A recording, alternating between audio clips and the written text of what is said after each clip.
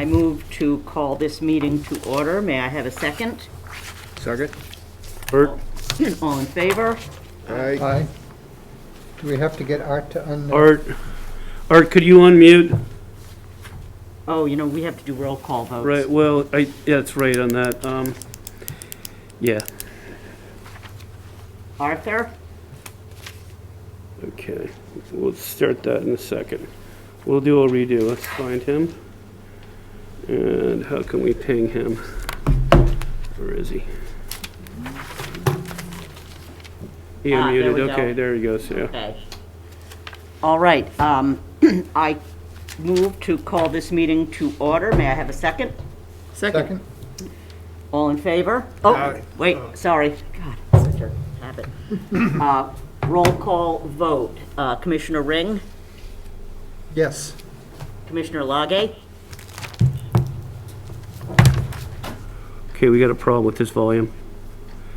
All right, we're going to work on that. I heard a yes, and let's keep going, but, Commissioner Karen? Yes. And Vice Chair O'Donnell? Bert O'Donnell, yes. Okay. yourself? And Craig Hannafin, yes. Got it. We got a And volume that problem. one. Yeah, with Art. And we may have that with other people, so. We have the minutes of the January 4th, 2022 meeting. Oh, let me preface my opening the meeting. We are opening the meeting of the Marshfield Conservation Commission for January 18th, 2022. We have the minutes from the January 4th, 2022, and I think everyone had a chance to look at them. Yes, they did. And I move that we vote to approve those minutes as edited. Right. May I have a second? Second? Commissioner Lage? I'm sorry, it's all breaking up. Can you hear us? See, that'd be better. Yeah, maybe. This mask. Art, can you hear? Can you everybody? hear us, Arthur? Can you hear us, Arthur? Terrible. I think he's having an internet problem by the looks of the video. Well, in the meantime, Susan, Yes. for the minutes, Bert, Bert O'Donnell, yes. and Joe. Joe, yes. While we're trying to get Arthur straight, Craig on that one, you too on that one? and yes to me, yes. I don't think he can hear us. No, I can hear you guys. Okay, and we can hear you. Okay. So, we just voted on the minutes and we have to do roll call, so can you give us a yes? Yes. Okay, thank you. I'm just going to read into the record. We have slightly new wording on the Chapter 20. Pursuant to Chapter 20 of the Acts of 2021, dated June 16th, 2021, an act relative to extending certain COVID-19 measures adopted during the state of emergency regarding suspending certain provisions of the open meeting law, GL 30A, paragraph 18, the Town of Marshfield's Conservation Commission's meeting will be conducted both in person and via remote participation. The conferencing application Zoom will be used for this purpose. An online link and telephone access number will be provided on all meeting agendas and also on the board's website. This application will permit the public to access and participate in future board meetings and hearings. Instructions for joining meetings in this matter will be provided on the town and the town clerk's websites. In addition, Marshfield Community TV may provide coverage of these meetings. We extend our thanks for your understanding and participation in this matter, which is intended to keep members of the board and the public safe. Every effort will be made to ensure that members and the public can adequately access the proceedings to the best of our technical abilities, and despite our best efforts, this meeting may be viewed as a video recording on Marshfield Community Television website, marshfieldtv.org, and a transcript or other comprehensive record of the meeting will be available as soon as possible after the meeting. Please note that while an option for remote attendance and/or participation is being provided as a courtesy to the public, the meeting and hearing will not be suspended or terminated if technological problems interrupt the virtual broadcast, unless required by law. So,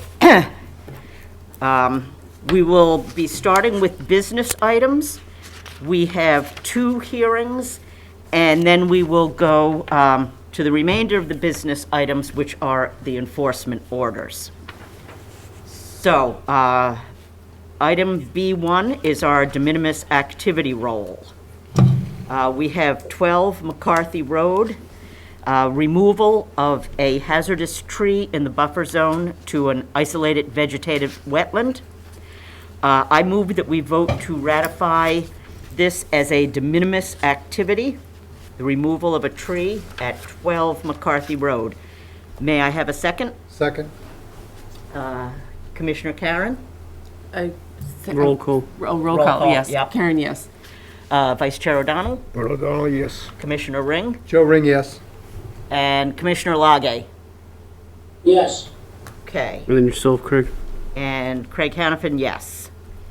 De minimis activity 2 is 22 Stephen Road, removal of an uprooted hazard tree. This tree is threatening a shed in the backyard.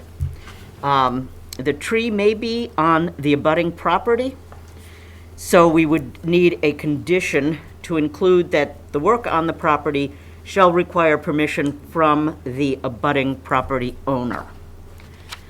I move that we vote to consider this a de minimis activity with the condition that the abutting property owner is notified. May I have a second? Second. Commissioner Ring? Yes. Joe Ring, yes. Commissioner Lage? Yes. Vice Chair O'Donnell? Bert O'Donnell, yes. And Commissioner Karen? Susan Karen, yes. And Craig Hannafin, yes. Okay, item B2, substantial determination and conservation permitting discussion. We are working towards reconciling some of the discrepancies between building commission regulations and conservation regulations. And Mr. William Finn is putting together a work product for us. Would you mind addressing where you are with that, Bill? I will have a memorandum to the commissioners by a week from today, which is what I promised to do, which is be a week in advance of the hearing the following week. All right. Thank you. Okay. We are going to move on to item B3. Craig, do we have to vote to table that? Excuse me, yes, we do. I move that we vote to table this to allow Mr. Finn to complete his memo. May I have a second? Second? Commissioner Karen? Susan Karen, yes. Vice Chair O'Donnell? Bert O'Donnell, yes. Commissioner Ring? Joe Ring, yes. And Commissioner Lage? President yes. And Craig Hannafin, yes. Item B3 is a discussion of our 505.307.2 foundation requirements. And I am going to move that we table this because it is closely linked to Mr. Finn's project. And I think we want to see the outcome of his memo before we take any further action amongst ourselves to try to piece these things together. So I move that we table item B3, the discussion of our foundation requirements. May I have a second? Second. Second. Susan on that one. Commissioner Ring? Joe Ring, yes. Vice Chair O'Donnell, Bert O'Donnell, yes. Commissioner Lagi. Yes. Susan Karen, Susan yes. Karen, yes. Craig Hanafin, yes. B4, Cranberry Cove, outreach to the subdivision developer. So would you like to Sure. explain this one, Bill? Can you guys hear me okay? All right. So the planning board shared their recent agenda with all the departments, as we all do as department heads. And I noticed that this subdivision, Cranberry Cove, was on there. This was a subject of several orders of conditions. One is closed out with certificate of compliance, and one remains open, which is SE 42-2282. And in talking to some of the homeowners out there who had projects that came under single-family home orders of conditions, I brought it to their attention. They shared it with their homeowners association, and they don't have the certificate of compliance yet from the developer. The developer is now coming to the planning board and requesting a partial surety back. They have got limitations on what they can control. Usually it's to the roadway, the drainage, those kind of things. And I just mentioned to the planner, that town planner, that we have this hanging out there and that it would put a remaining liens on all the properties. So ideally, we prefer to see it closed out with certificate of compliance. And the developer said, well, this is not your jurisdiction, to the town planner, which is pretty much right. So I have notified you by coming and bringing it to your attention. And I would think that, we can take some action, which would be either no action, or I could do some outreach to this developer, remind them that they have a outstanding order of conditions, which places liens on all these properties, and then it would become the homeowner's responsibility. And if I need to, I could CC the homeowners association too. So we could get some attention on this, and maybe we'll get a COC. It's a well-structured subdivision, so I don't anticipate they'd have a lot of problems. They also have a natural heritage and endangered species overlap with this. On the order of 16.8 acres need to be set aside according to natural heritage. And natural heritage also doesn't have, they have a conservation management plan, but they don't have a certificate closing this out, and they don't have any either Article 97 on the 16.8 acres or a conservation restriction either. So these things can happen.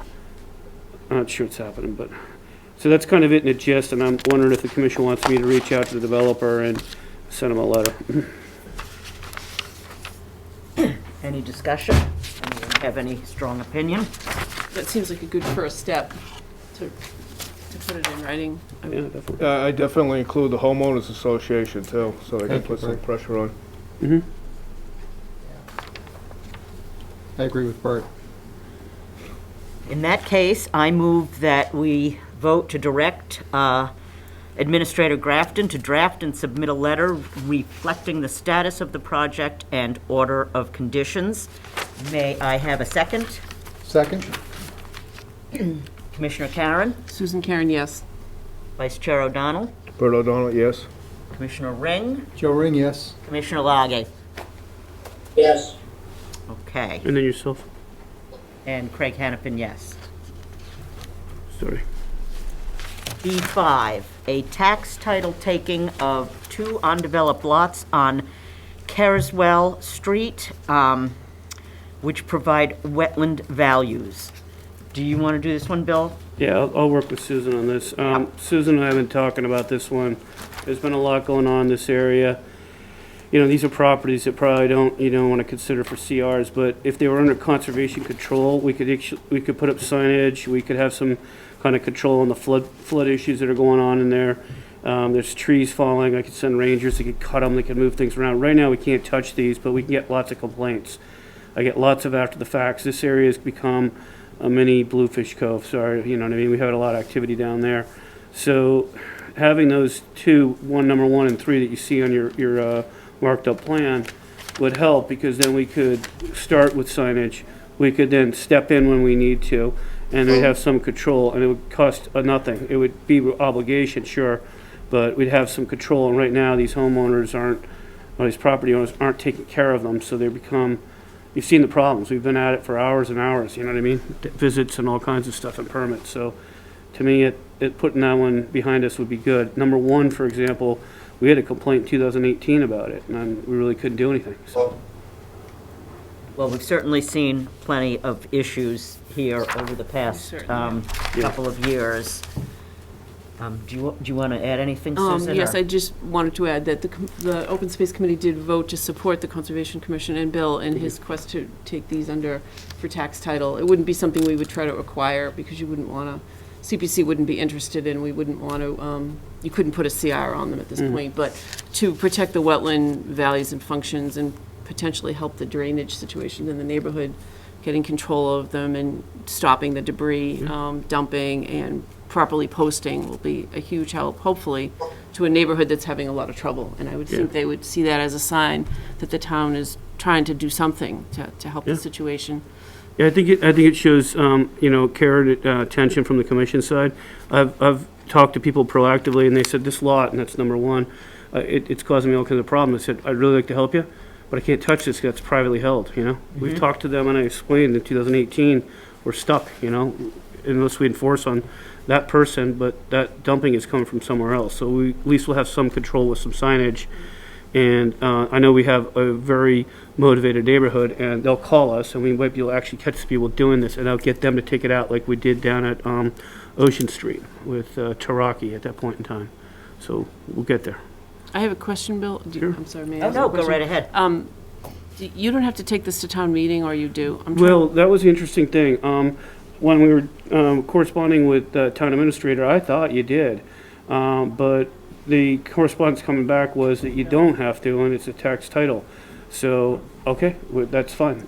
That's good news. I thought you had to go to town meeting, So I thought this was going to be some kind of an article, but we're just supporting the tax title if we make this vote. Commission makes a vote. I support this.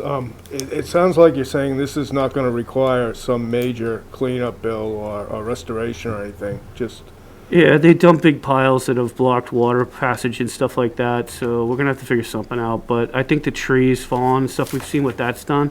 I can get those out of there with guys going in and cutting it up, So that at least we could provide some relief. I don't see us doing a whole lot of excavating in there, no. But it might benefit from that. And if we had control over it, you never know when somebody's gonna come along, they have interest in coordinating with the town. Like we're talking about, I can't remember who, I think I was talking with Mike about something on Cornhill. I think I mentioned to you, Susan, I believe I did. There's some trees that need some cutting, and there's a party that would maybe participate. And if they participate, then that property would get some attention, because we can't do everything. I sounds guess good. that's kind of the logic, Bert. Thank you. Anyone else? In that case, I move that we vote to support the town taking of the owner's unknown lot referred to as parcel ID D080105 and sending a letter to the town administrator. May I have a second? Second. Wait, that's the wrong one, Craig. It's the one above it. So you're looking at LO5. Oh, Yeah. sorry, Yeah, no worries, no worries. flipped an extra page. That's One okay. second.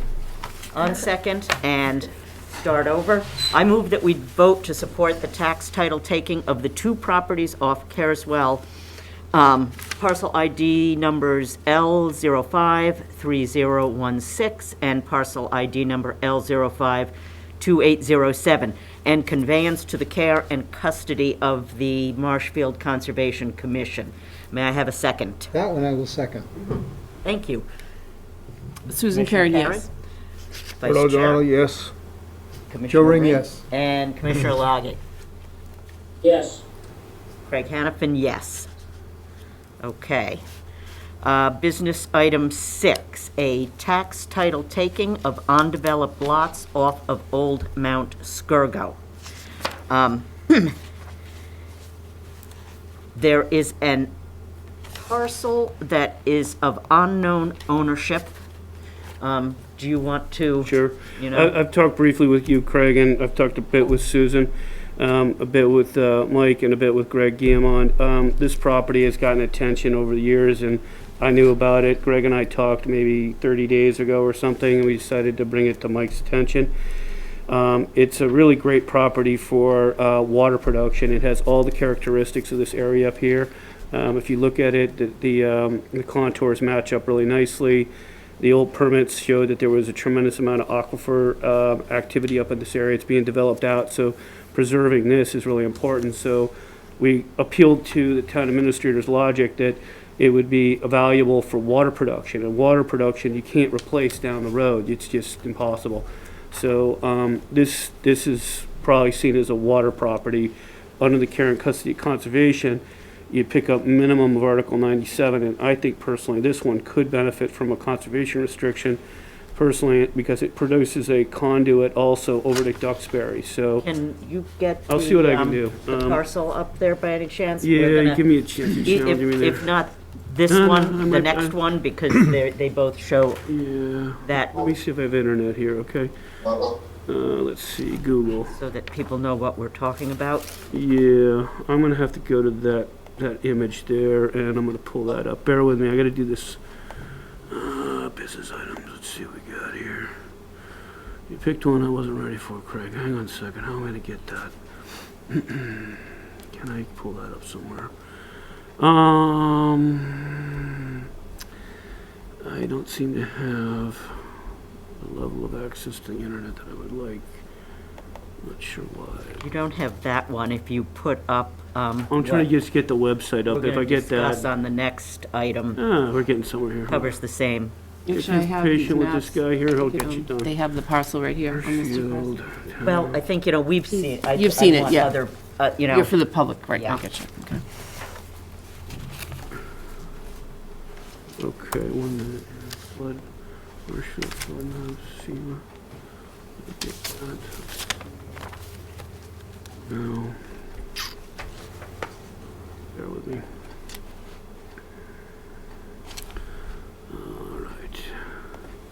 I just got this set up today. Town of Marshfield flood map. Let's try that. Didn't like it. One more time on Google. I will learn to have this better prepared next time. And this may, in fact, need to go to town meeting? This one could, and I think they're doing additional research on it, so I haven't heard back Okay. particularly on that, but, let's see. I think they do. I believe many years ago, we did an unknown owner's parcel project, and I could swear it went to town meeting, I believe. I But think this one does have to, it was yeah. quite a while ago, so.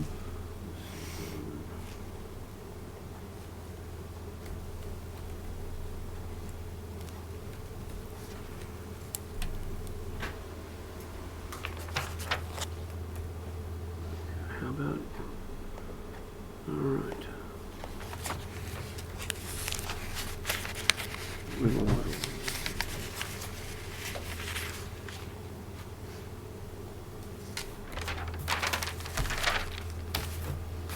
All right, if I don't get this time, try it a little different way.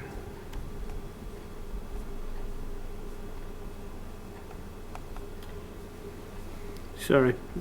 Well, I'm thinking we should maybe There's one other option. I go can- on to the next item, because See it on the map? we're gonna see it on the map there anyway. So, Yeah, are we gonna take those? I don't think I have any of this. I can actually, Yeah, these maps. I don't think I have these ready, Craig. I just have them for Well, you. we can circulate, there's one of each. yeah, I If we mean, get to that, we can, I have maps Okay. here. I have maps here that can be all right, distributed. so, is there any additional discussion on tax title, pursuing a tax title taking of the old Mount Skirgo property? In that case, I move that we vote to support the town taking of the owner's unknown lot referred to as parcel ID D080105 and sending a letter to the town administrator. May I have a second? Second. Commissioner Susan Karen? Yes. Commissioner O'Donnell? Bert O'Donnell, yes. Commissioner Ring? Joe Ring, yes. Commissioner Lage? Art, yep, And Craig Hanafin, yes. okay. Okay. Item B7 is a discussion for CPC funding for conservation restrictions at Couch Beach and Old Mount Skurgo properties. And I'm going to turn this discussion over to Commissioner Karen, who has been involved with this both through open space and going back in time with open space. So if you would not mind presenting this. Okay. I sort of apologize to the commissioners. I'm going to be sort of formal. I have written remarks here because I'm not just representing my feelings, but representing the Open Space Committee and our request for support for our article that will be going to town meeting. So I've prepared remarks just to keep it, for me to keep on topic and keep it brief. So tonight I'm speaking to you as Chair of the Open Space Committee and asking for the Commission's support of our article at Springtown meeting to approve the use of CPC funds for the cost of conservation restrictions on 2 parcels of land that were selected as mitigation land. The land requiring mitigation is NHESP designated Eastern Box Turtle Habitat, which was impacted by the construction of the Boys and Girls Club in 2011 and the construction of 5 athletic fields, a building, parking, access drives, stormwater facilities, associated work, and cemetery expansion in 2013. The Community Preservation Commission has unanimously voted to approve $28,500 to fund these conservation restrictions, which will be held by Wildlands Trust, and it will go forward on this annual Springtown meeting because they have voted to support this. The goal of the Open Space Committee is to assist the Conservation Commission that has been granted the care and custody of these parcels in ensuring their protection now and in perpetuity. The mission of the Open Space Committee is to preserve and protect land of conservation value either through direct acquisition or through conservation restrictions. We have a particular interest in these 2 parcels because the former chair of Open Space was asked by the DPW to work with Wildlands Trust to begin the process of drafting these conservation restrictions to comply with a conservation management permit granted by Fisheries and Wildlife in 2011 and amended in 2013. The permit was issued April 4th, 2013, although the CRs were never finalized. This appears to have been an oversight, as it was required to have been done prior to construction.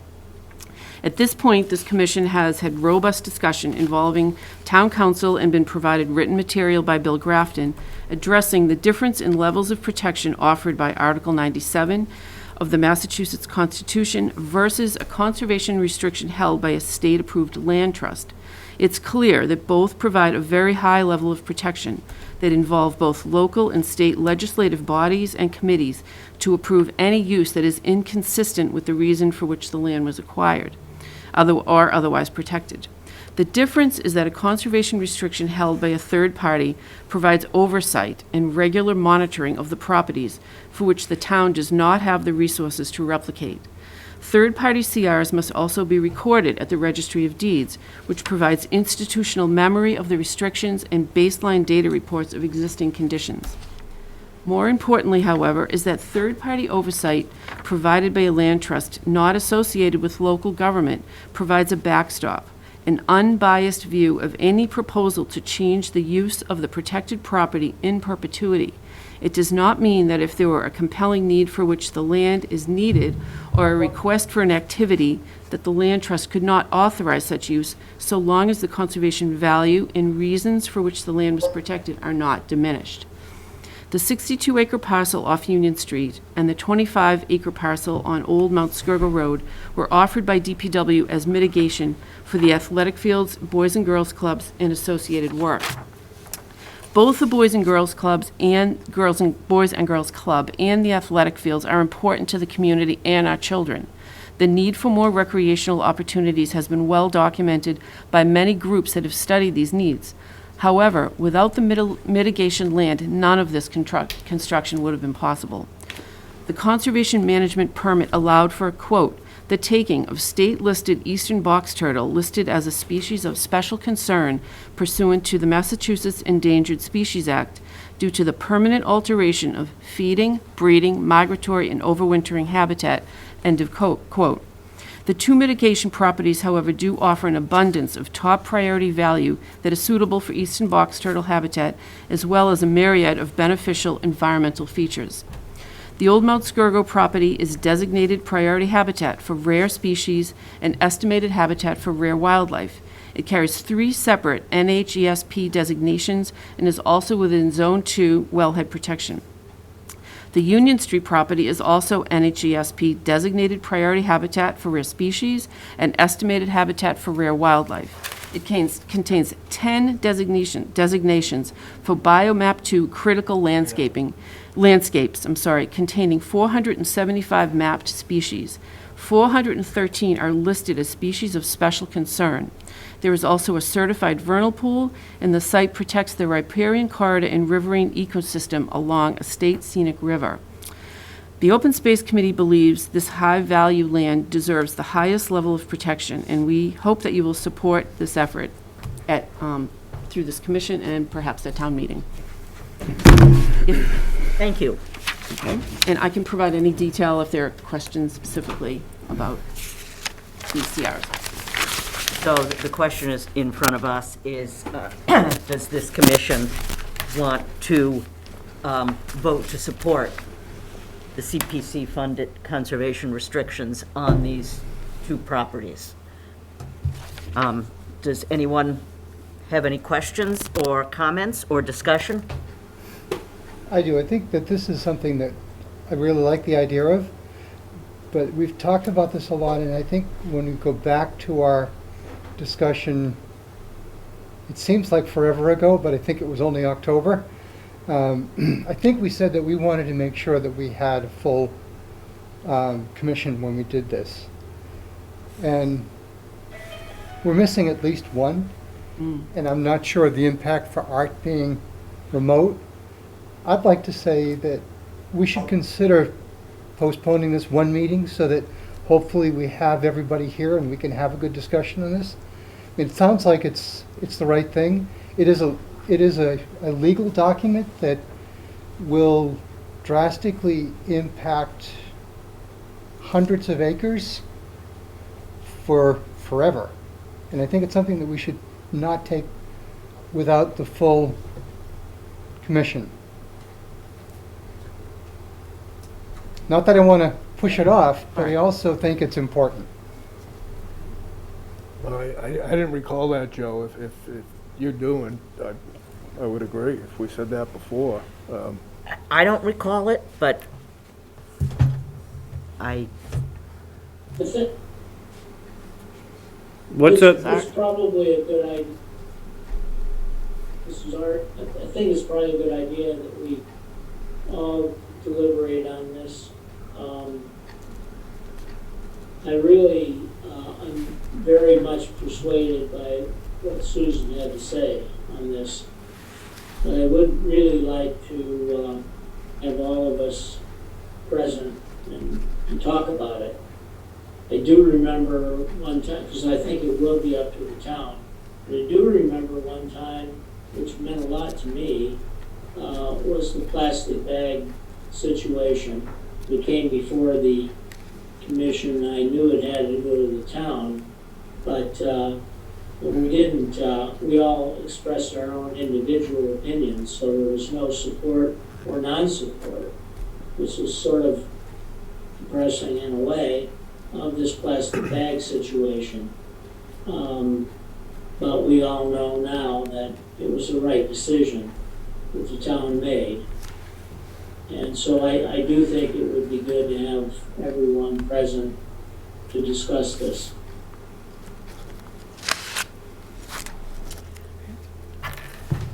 well, yeah, I don't remember that, but I take the point. I will just say that I am firmly behind supporting this, but if it is preferable to have the entire commission, that way any issues will be in the open and before town meeting.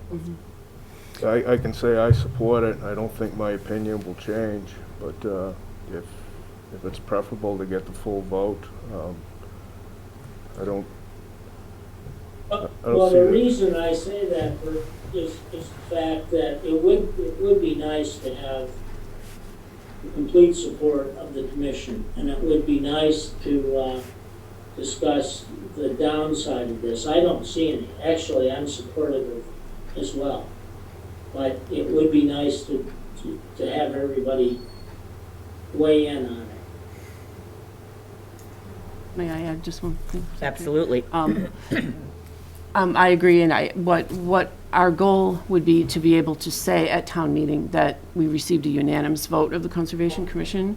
I do have to submit the warrant article prior to our next meeting. It's due, the warrant closes on January 24th, so next week I will have to submit an article, and I won't be able to add anything at that point, so there'll have to be, I don't know if they can add language once the warrant is. No, You can edit up to 10 words. edit. If you write something, you can edit. You can use it as a placeholder. Add it at town. And you can yank it later if you need to, Right, or you can change it on the floor up to 10 words, right, Bert? About 10 words for. Well, my, yeah, comment I wanted to make is, this is within CPC articles, right? it's a CPC article, correct? So, it's already been voted by CPC. Yes, it's been unanimously The approved. language may change a little, but it's already destined to be on the warrant, right? It's going forward no matter what, and, So this won't, to push this off one meeting won't, right, Right, no. and No. Bob also told the commission, when we had the spirit debate over the summer, or the commission did, I keep saying that, that the commission can say this and it can have influence, but it can't have the vote. Exactly, So exactly the right. town does the vote, okay? No matter what is put in front of them, the town does the vote. So, what the commission does here is potentially an influence, and that's what it is.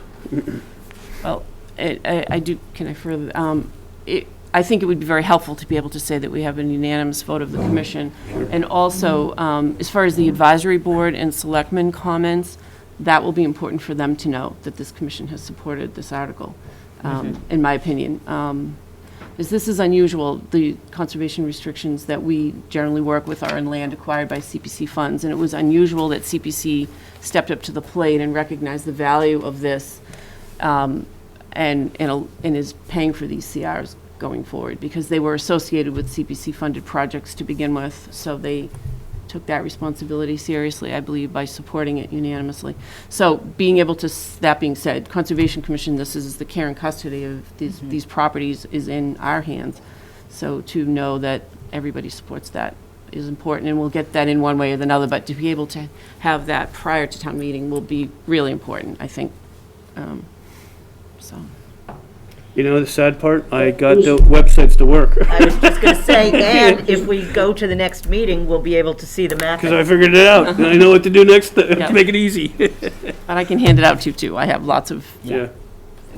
I just think it's nice for, for everybody, the public, and to have it in absolutely. the record. Yeah, no, I for agree the with that map. 100%. Yeah, you're Anytime you get a 100% chance right. to educate the Yes, public on everything, it's great. Artie, you trying to say something? Sorry, I cut you off, sir. Yeah, I say, so it's all right if we wait until the next meeting or not? Yes. Do we Yeah, need to vote? Right. No, we can wait for the next meeting, because she can amend the article. yeah, I think they can add, well, yeah, I think we'll make it work. CPC's doing the We'll article, make it work. Craig. So she doesn't actually need to do that, but she may put some kind of, be able to speak that the commission voted this way or whatever. So Okay. that's Yeah, we what you're can- gonna do. Go up to the microphone. We'll find a way to make that. Okay. All right, in this event, I move that we vote to table voting on supporting the CPC funding for the conservation restrictions at Mount Skirgo and Couch Beach until the meeting and is it February 4th? It's oh my, I think it's the first, but hang on. Oh, I think Yeah, you're right. I know, I gotta look at my calendar, hang on. It is the first. Vote that we table this to February 1st meeting. May I have a second? Second. Susan Karen, yes. Bert O'Donnell, yes. Joe Ring, yes. And Arthur, Commissioner Laggy, Yeah, and yes. Craig Hannafin, yes. Who got that second? Joe. Okay. All right, item B8, 52 Jackson Street. Is Mr. Gill here? Hey, Mr. Gill. How do you do? Hey, nice to meet you. Mr. and Mrs. I'm Gill, Bill. thank you for coming in. you have a project which is completely interior, but the building commission has decided that it is a substantial improvement.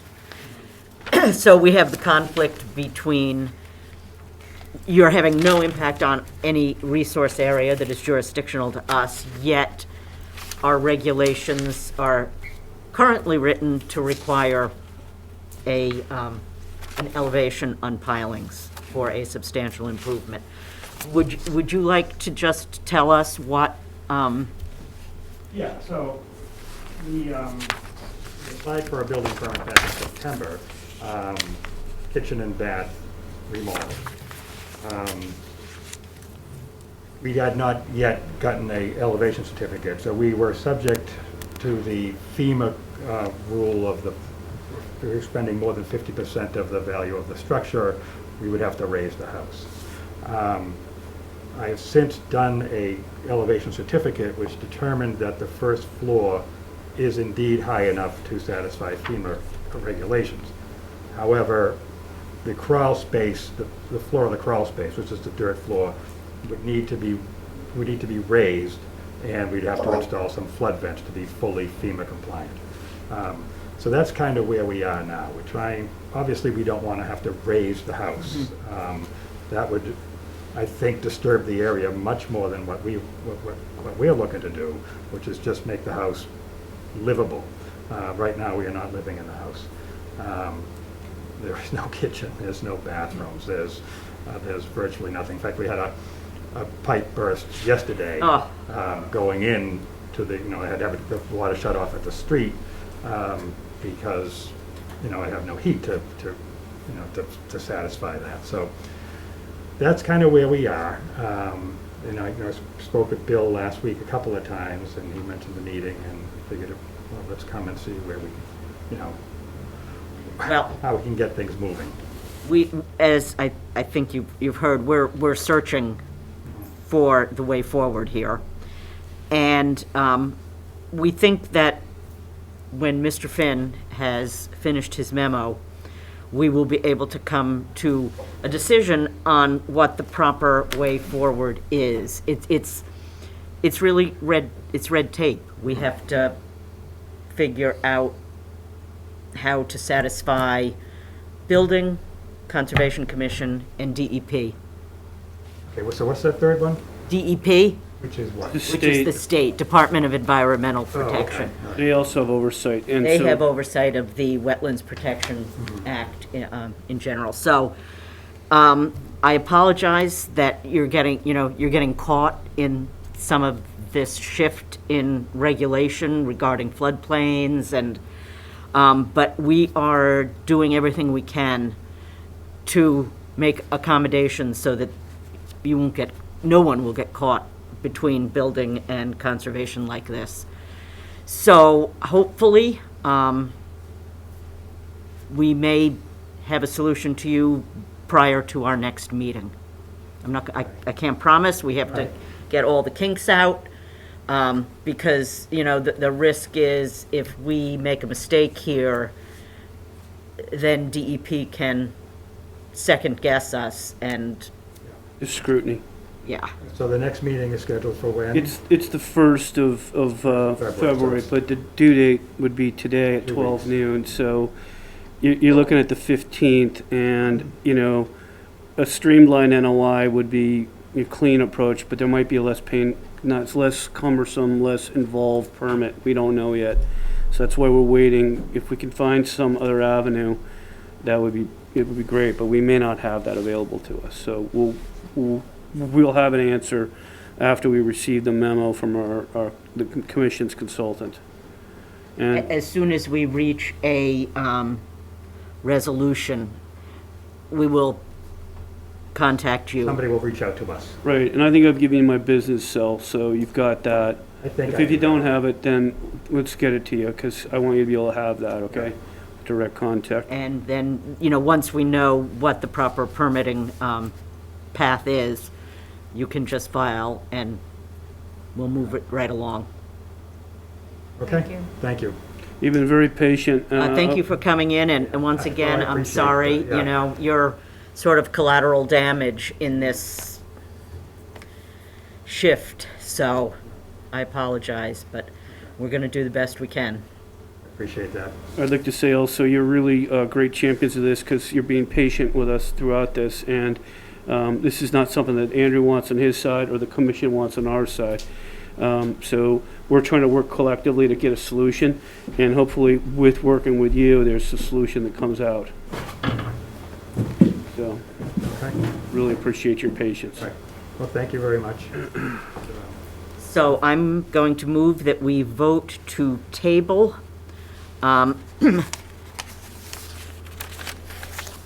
this item until February 15th? February, well, when we discussed February 1 to tell him what to do, I think Right. you're gonna have to give him relief. If it's the streamlined NOI, I'll work with them, and I think he can do it the next day if the commission would be so good as to extend him a little bit of, leniency on the due date. And I can work with him. I know, I could tell, he's giving me documentation rapidly. He's been working with Andrew. So I just want to prep the ways we're going forward. And we know we're going to get our deliverable on the 25th because Mr. Finn always delivers. So we'll get something. Okay, well, I'm going to move that we vote to table this to February 1st, 2022. All right. And if we need to do something different, we will do that going forward. May I have a second? Second? Joe? Commissioner Lage, Yes, Commissioner Ring, Joe Ring, yes. Vice Chair O'Donnell, Bert O'Donnell, yes. Susan Karen, Susan Karen, yes. and Craig Hannafin, yes.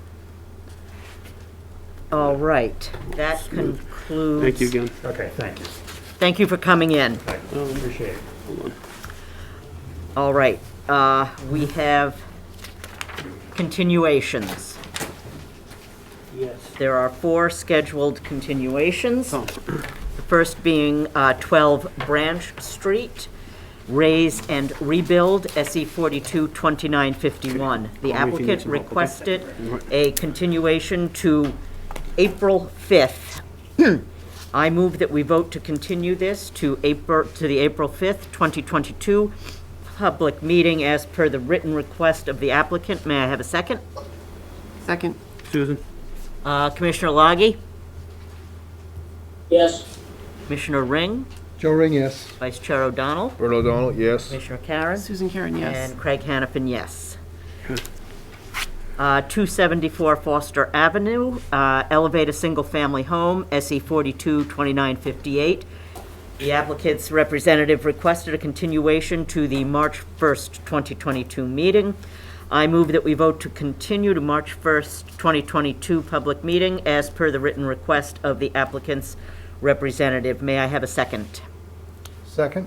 Joe? Commissioner Karen, Susan Karen, yes. Vice Chair O'Donnell, Bert O'Donnell, yes. Commissioner Ring, Joe Ring, yes. Commissioner Lage, Arthur Longy, yes. and Commissioner Hannafin, yes.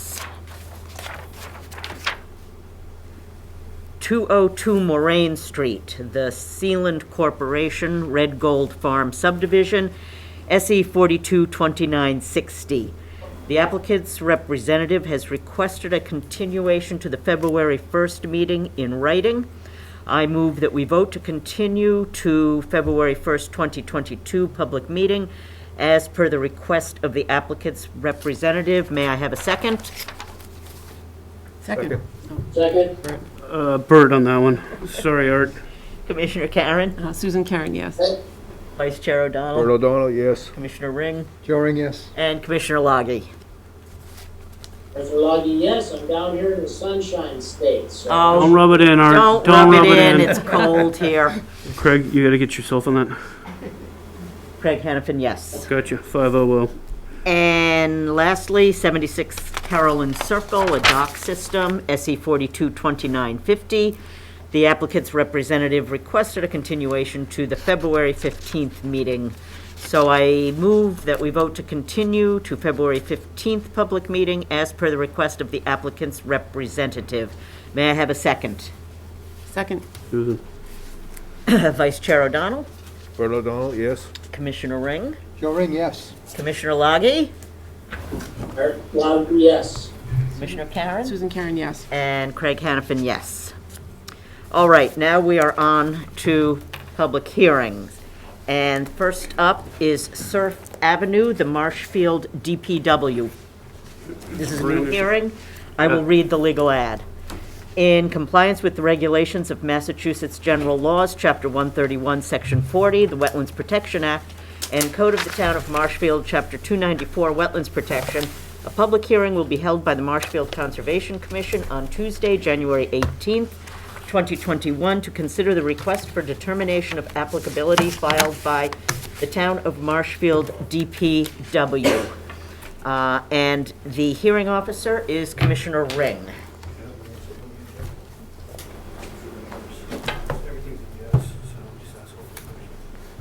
So I believe that this is not subject to the taxes. It has been, we have notified. So we've met the requirements for the public hearing. And this is a rather extensive work project for the town. I summarize it as a reconstruction of Surf Avenue, but I believe we have Rob on the line somewhere. Oh, there he is. And he'll help us. He'll help us with a description of that. But the resource areas that are impacted are land subject to coastal storm flowage in an AE9 zone, and coastal dune, and a BVW, IVW, coastal beach, and coastal dune. So I think he's got a little bit of everything impacted here, and it'll keep us and him busy, I'm sure, but he'll do a good job. Rob, would you care to walk us through this? I would just introduce Environmental Partners Group, Lauren Underwood. I will say that our work is pretty much within the pavement of Surf Ave for the entire length. If Lauren could describe the project, that would be great. Absolutely. I did send a presentation over. Are you able to share that? Or would you like You know what? I hope so, Lauren. I know you had done that, and if you just bear with me, I'm going to see what I can make happen here, okay? Sure thing. All right. Appreciate your patience. Let me find it. Okay. Surf Ave presentation. Okay. Let me get the view here. So, okay. I'm not sure I can get the full screen of it. Would like to say I was going to get that slideshow. If I do that, do I lose everything? Alright. Okay, we got this at least. How do I get out of here? Minimize that. Go back down here. Share screen. That. And share. All right, sorry it's not full screen. If anybody out there is a wizard can help me out. Hit slideshow from beginning and the. From beginning, Lauren, here we go. Okay, and do I tap anything? Only when she says I'll next let you know slide. when to tap it. Good, and let me know what to tap, all right? Space All right. I think anything will. Okay, bar is easiest for you. all right then, I got you. Go, Lauren. Perfect. So again, thank you for having us tonight. My name is Lauren Underwood. I'm a project manager for Environmental Partners. Here tonight representing the Town of Marshfield Department of Public Works. As you can see, we also have Rod Cappuccino, Town Engineer, and Tom Molinari, Assistant Town Engineer, with us this evening. Also supporting us is Ryan Paul, another project manager at Environmental Partners, who's been heavily involved in our project. And tonight, we're here to talk to you about our utility replacement project we're pursuing on Surf Avenue. Go ahead and click the next slide, please. So just a quick overview of what we'll talk about tonight. We'll go into a little bit about the project background and the need associated with the project. We'll talk about our proposed scope of work, what we'll be doing as part of the project. We'll then move on to the impacts to our wetland areas that were already defined as part of the project. And we'll talk about how we will be mitigating any effects to those wetland areas and our proposed environmental protection measures that we'll be erecting throughout the duration of construction. At the end, we'll talk a little bit about our hopeful schedule for the project, and we'll have plenty of time for questions and answers as well.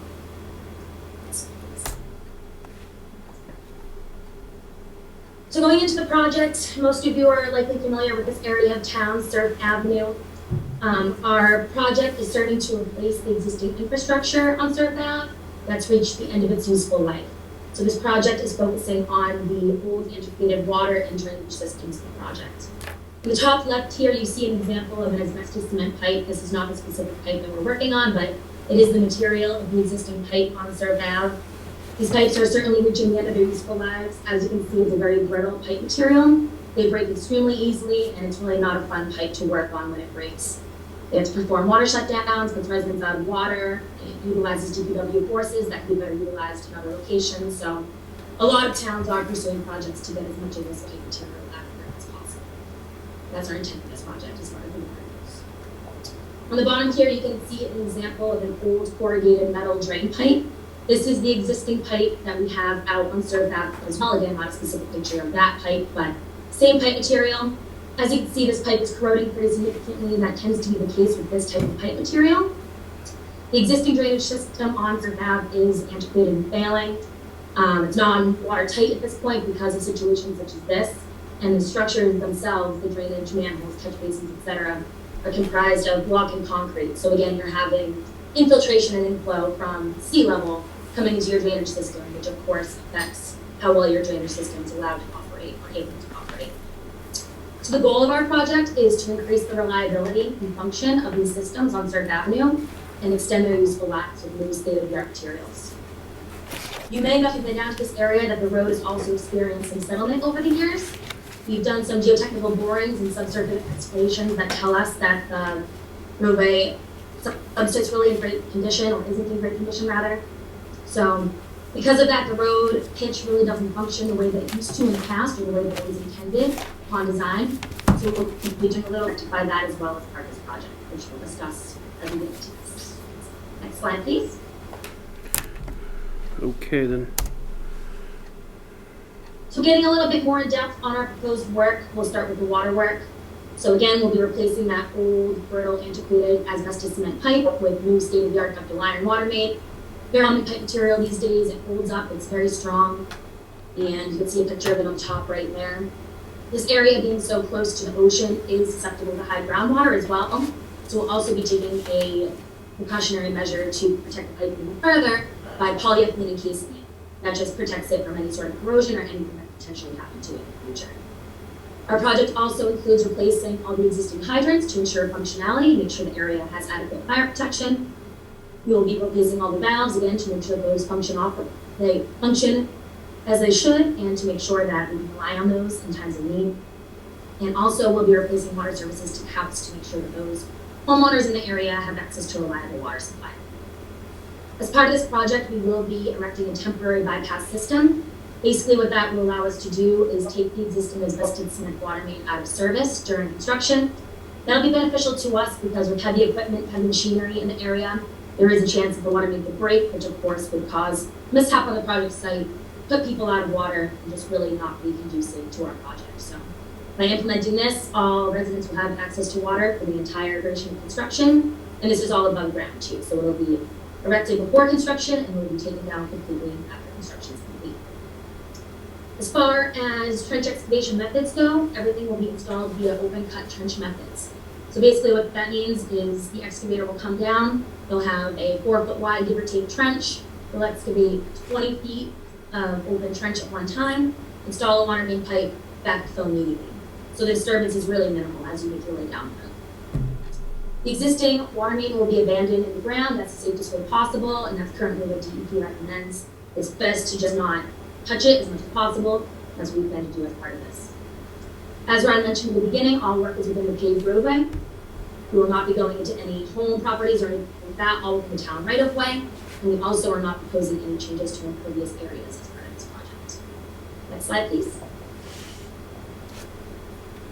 Getting into the proposed drain work. So again, we're replacing those old antiquated structures and pipe with new state-of-the-art materials. We're using new reinforced concrete pipe as well as PVC pipe to comprise our new drainage system. And we'll be using great precast concrete structures that will allow us to stay a little bit more watertight and allow our system to function more properly. We also will be installing two stubs for the drainage system for potential future expansion down Constitution and Mayflower. That's in the event we need to continue to replace these drainage systems. However, that is not part of our proposed work at this time. Again, open cut trench method, that'll be backfilled very quickly. These pipes are a little bit shorter than 20 feet long, so these trenches really should be backfilled in smaller lengths than the water main trenches. However, the trench width may be a little bit wider. As you can see, usually drain pipes are a little bit wider, like larger diameter than the water main pipes, so we designed for that as well. We will be demolishing all the existing drainage infrastructure to make room for the new infrastructure, of course, and that'll all be removed and legally disposed of as part of the project. And we also have a bit of gas service relocation to be performed as part of this project. We've been in coordination with Eversource, the gas company in town. They're on board with it. This is basically just going to let us put our drainage systems where they need to go in the roadway. Again, all work within the paved roadway. We're maintaining all impervious areas and flow directions. The purpose of this project really is just to make the system more resilient. It still flows the same direction. It still does the same thing that the existing drainage is supposed to do. It's just going to make the function a little bit better and have it last longer in town. Going back to the roadway, our plan is to reclaim and slightly reconstruct the roadway just to bring it back to its pre-existing conditions, get rid of that settlement that's experienced over time, and allow our drainage to function properly. Next slide, please. This you might recognize from our RDA permit submission. We won't get into too much detail on it today, but this is an example of one of the design plans that we included. You may have seen inside that package that we also had existing conditions plans that show all of the erosion control measures to be installed and the locations in which we require them to be installed. This plan here is really meant to show you where the proposed work is taking place. Next slide. So getting into the impact of the wetland resource areas, what you're looking at here is a sketch provided by our wetland delineation scientist, Pinebrook Consulting out of Plymouth. And we had her go out a little bit earlier, well, I guess last year at this point. She went and evaluated all the wetland areas and flagged them for us. So she provided this sketch, which I'm sharing with you today. This was also included as an attachment to the report that she provided for us, which is included as an attachment in our submission. So as you can see here, and as was mentioned earlier, we're working within buffer zones only of a few sensitive areas, notably the border vegetated wetland, isolated vegetated wetland, as well as the AE flood zone. Our work will not affect these resource areas. Again, we're just within the buffer zone. Everything's going to be restored to its pre-construction condition upon completion of the work. And I've already explained a little bit about how we're not changing anything as far as final construction goes. Next slide, please. So moving into how we'll make sure that we protect these wetlands areas. I know you're certainly all familiar with these, but we'll talk more on quickly. So what we're looking at here is a filter sock. It is completely compostable and biodegradable. This is what we specify, and we don't allow any sort of straw wattle or hay bale or anything like that. So this is what will be required for the project.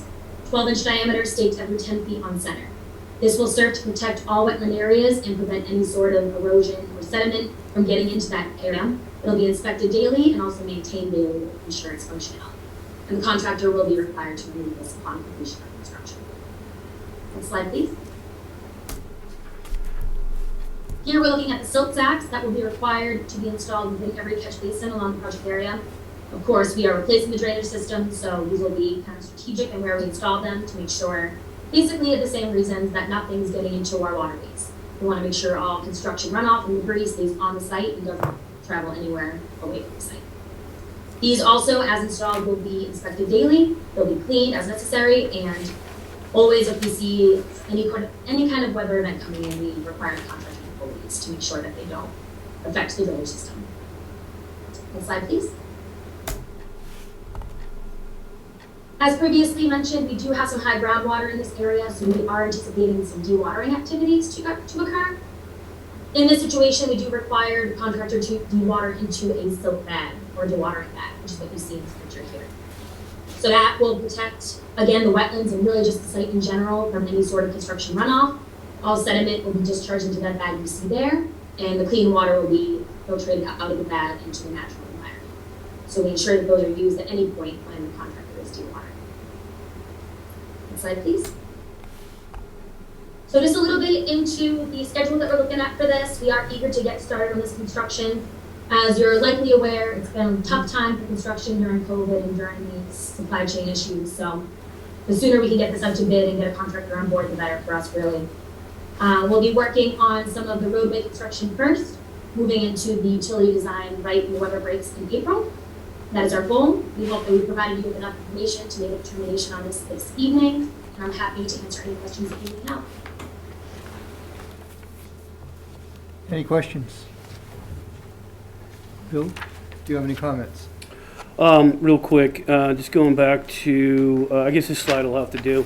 If you look to the far left, the wetland flag, FE-1 through FWE-7, and if you look at this one, and I'm kind of hovering over here, you can see that there's some work that needs to go on in the wetlands, and that's sort of gotten going. So I've talked to the town engineer, and he and I discussed the general condition 12, which is built into, I think, sheet 2, that they'll restore anything. So he's aware of it, and I think that's something that we wanted the comfort, the commission want the comfort of that. One other thing was Brooke called out, I think 6, Lauren, wetlands, but not this one here that says not flagged. But this one actually got onto your plans right about here where I'm hovering. So we'd like to know we'd just like to know what the source of that is, that wetland there. If you could tell us, just give us an idea. I thought I saw a Brook Monroe flag out there, but there's some kind of source for that. I mean, it really doesn't bother this project a lot. It's a buffer zone. I'd just like to know the source of it, okay? Rod's already got this one figured out. Absolutely. We delineated that from Mass GIS information. All right. Typically, we don't allow that, but on an RDA, we will. So we'll talk about that later.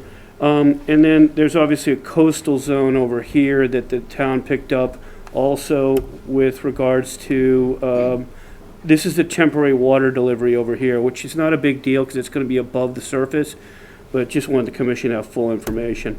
Okay. I think it would be helpful, Rod and Lauren, if these wetlands, which are very important to us, not just for your project, but for other ones, there's about 7 now, if we could get maybe enlargements, whatever is reasonable, 8.5 by 11s, so we can use them strategically in the area, it would help out. We did something like this with Spring Street, and it had good detail. So if we could just get these wetlands in a large format, that would be a great additional value to the town from the conservation's perspective. And you know, this is an RDA, so they don't need to record this with the Plymouth County Registry of Deeds. They don't need to come back and do an as-built. But as per Brooks' comments, Rod was already in the mindset of going down the road of an NOI. I thought an RDA was applicable here because we had done it before with Spring Street. So I really think we've done a pretty fine job here with just these couple of tweaks, you know.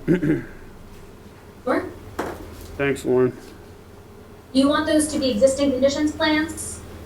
You know, whichever is the cleanest. What we want is the wetland line, Lauren. Imagine yourself putting it to use because we get complaints and fills in this neighborhood and whatever. So, you know, they'll be secondarily helpful. One permit and approved plan begets, you know, another solution. So it's helpful that way. Absolutely. Yeah. Yeah, we can do that. I'll be in touch with you on that, okay? Some other little things. So, Sounds good. yeah. Good job on this, by the way. That's all I had to Good say. Thank you very much. Yeah. Okay, I guess we're done with that. Do I hit escape? You guys gotta get me out of this. Not stop the share, right? All right. Stop share, yeah. Okay, I think I can do that. Any comments from the public in the room? Any comments from those in Zoom land? Art, are you all set? Yep. Okay. Fellow commissioners, any comments? I think this one is pretty straightforward. I think they did a great job. There's quite a number of areas, but they were all marked out. The flags were a little old because they've been there a while, but they're kind of, the area is marked up, it's intact, so. We got a you know, neighborhood that, you know, it puts it to work, and It's then tight. and then there might have been routine mowing on the sides, and some of the flags went. You know what I mean? So Yeah. we're gonna have to have a little understanding with this one. They did the job, and it was back in April of 2021. It's been more than almost 10 months. You know. So if there's no objection, I would like to make a motion that we vote to issue a positive determination number 5 for the bylaw and a negative number 2. Yeah, I think we had a couple special conditions that we'll put on the cover letter. I did forget that. Yeah, my fault, not yours. All right, so on the special conditions, Tom and Rod, ensure best management practices, NFIP, FEMA regulations, and all conditions on sheet G1, general notes and legend 1 on the approved Surf Avenue utility replacement plan prepared by environmental partners dated January 2022 are followed. Within 90 days, provide the Conservation Commission legible enlargements of the 7 wetlands depicted on the approved site plan and 1 coastal delineation along Old Beach. That's optional. We know it's there. Good to have it. Before commencing the work, obtain all pertinent permits. See Conservation Administrator for guidance on conservation permits for work beyond the work activities cited. Okay, and that would be it. So we have a motion and a second by Yeah, Bert, second, Bert O'Donnell. with the provisions as Bill noted. So with that, I'd like to take a vote. Commissioner Lage, Yes? Vice Chair O'Donnell, Bert O'Donnell, yes. Chair Hennepin. Yes? Susan Karen, yes. Karen, yes. And Joe Ring will vote yes, and Who that said- leaves us a 5-0-0. Who seconded for you, Joe? Bert. Thank you, Bert. Everybody. Okay, good job. Thanks for your patience on this. Good luck with the project. Lauren, I'll be in touch with these follow-on items. Good luck out there on everything, okay? Thank you, that was a very well-done Thanks so much. project. Yeah, very nice Thank you. presentation, Lauren. Well Good done. job. Well done. Okey-dokey, so we got Okay. 72 Bay Avenue. This is a continued hearing, and the hearing officer is Vice Chair O'Donnell. Yeah, where are they? Okay. I don't see, I saw Rick maybe up Savant there. earlier, I thought. Rick is here. Yeah, I'm Yeah. sorry. My bad. Yeah, Rick, how are you? I'm doing great. How's everybody tonight? Excellent. Good, we're not seeing you, Rick, but It's all right, Rick, we're hearing you. I don't know who wants to show the plan. I do have a camera now. Here we are. Outstanding. Good to see you, Rick. Rick, all right, hang on. My Let me, pleasure. I Working- didn't know if you were able to share the plan. I'll let you continue, sorry. I learned, Rick, very much under fire here, okay? Your January 11 plan? That's Looking, correct. that is correct. All right, so then, let's see if I can learn how to share that. There it is. Okay, now, what I need to do is enlarge the thing. All right, how about that? And if I can just get this out of my way. Any zoom in or anything like that, Rick? Are you good like this? No, maybe just a little more in, but otherwise that's fine. All It's right. fine just like that. So I'm sure you all remember the project here at 72 Bay Ave. We were concerned about erosion and so forth with the existing concrete slab.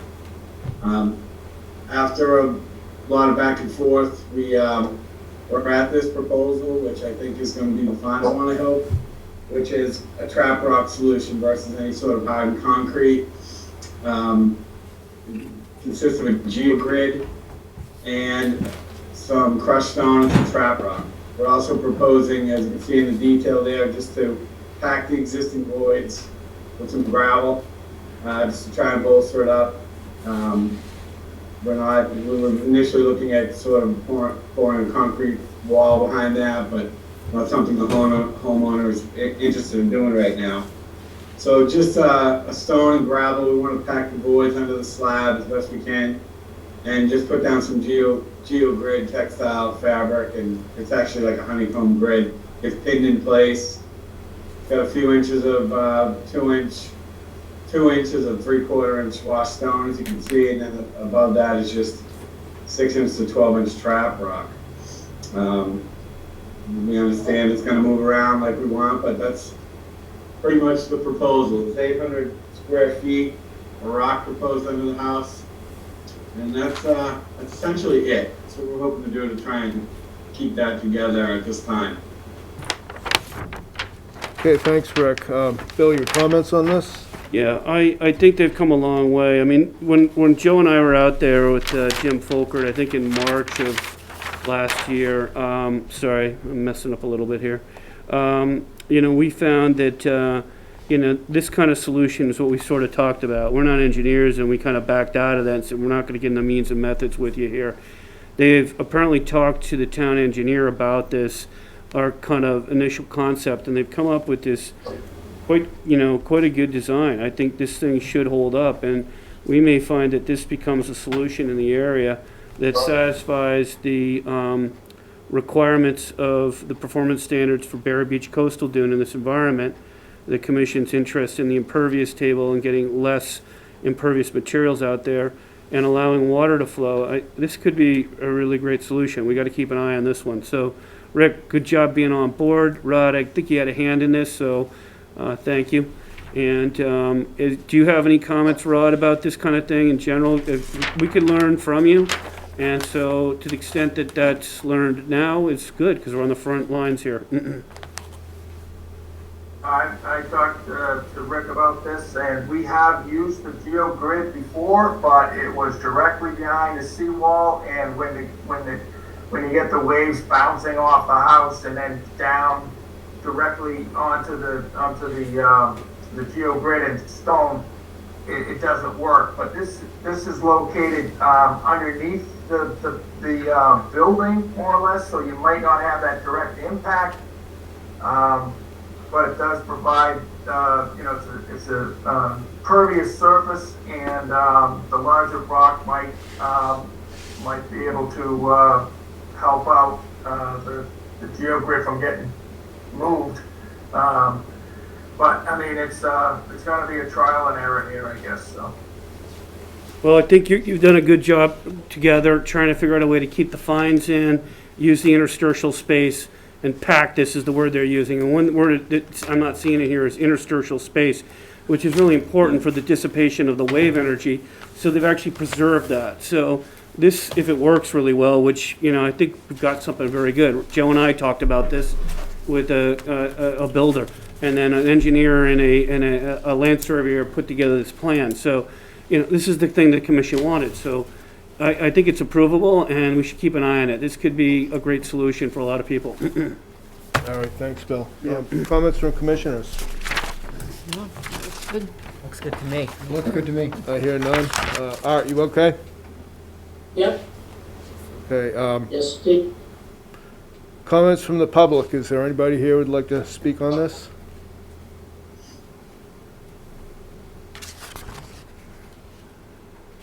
I hear nothing. I'd like to make a motion to close and issue the amended conditions. Yeah, Have I got a second? Second? Joe. Second, Joe Ring. Roll call, Susan? Susan Karen, yes. Craig? Craig Hannafin, yes? Joe? Joe Ring, yes. Arthur? Art Loggy, yes. Bert O'Donnell, yes. Unanimous vote, Bill. Okay, and that'll be your standard orders and conditions, Rick. And a lot of it will be a repeat from the previous ones. We should be able to turn that around pretty quick and get Mrs. Hanlon rolling now. Thanks for your patience. Thank you very much. I want to thank you, Rod, for participating tonight. I didn't expect you to be here, but it was very helpful. Thank you. Thanks for your patience on this also. Yeah, Rod, you're a champion, thank you. Thank you very much. Okay. So, I think we have a COC. So we have one certificate of completion that is 61 Gilbert Street. There was a special condition regarding downspouts, but it turns out, and we have seen this before, the water table is so high, the water is just backing up into the pipe. So I want to vote to waive, I move that we vote to waive special condition J, which was runoff to be directed into downspouts, identified in Conservation Administrator Wennermer's August 5th, 2010 letter as the only special condition not met, and issue a complete COC for SE 422240. May I have a second? Second. Susan? Second. Susan? Susan, yes, second. Yes. Vice Chair? Bert O'Donnell, yes. Commissioner Ring? Joe Ring, yes. And Commissioner Loggy? Arthur Loggy, yes. Okay. Get you, Craig? Craig Hanafin, yes. Gotcha. So, now we are on to enforcement orders. Business item B9. EO SE 42, 2107, Mahaney, 46 Preston Terrace. Yeah, all right, so, We had an enforcement order dated December 8th that was sent by certified mail. yeah, I have a ton of documents here. So here's what's happened. This history has been pretty long and lengthy where he hasn't been complying. He's read it before.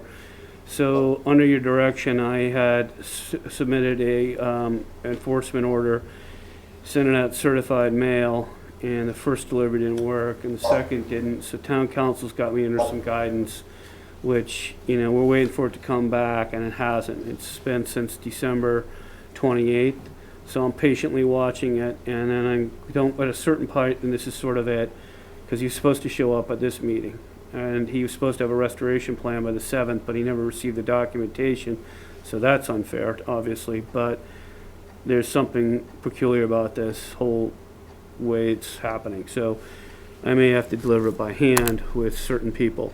So town council's guiding me. I just want to let you know that I will probably have to take that action soon. Thank you. In that case, I move that we vote to table this discussion to the February 1st, 2022 Commission public meeting. May I have a second? Second. Commissioner Karen? Susan Karen, yes. Bill O'Donnell, yes. Joe Ring, yes. And Arthur? Art Loggy, yes. Craig Hanafin, yes. Nice. Nice, quick. Okay. Item B10, the enforcement order restoration plan review for 53 Kent Avenue. And I see Mr. Holmes here. Evening, members of the commission. Good evening. If you have any copies, I'll pass these out if this helps. I know, We have both sheets, I will Brad? lose- You yes. both sheets, great, Brad. Thank you very, I very know much. Bill, these copies, so Thank you. I appreciate you Thank bringing you. it Hi. forward. I got most of it, so I'm going to put it up there. I think I got the current one.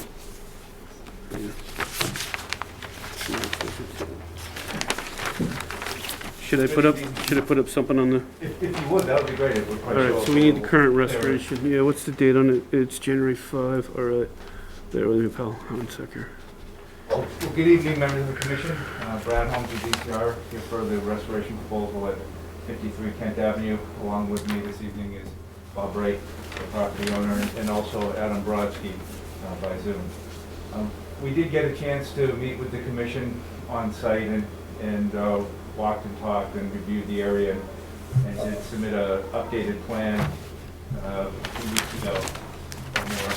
And then we did get correspondence back from Bill that the Conservation Commission would like to see some changes beyond what we had submitted to the plan that was the previous version of this version.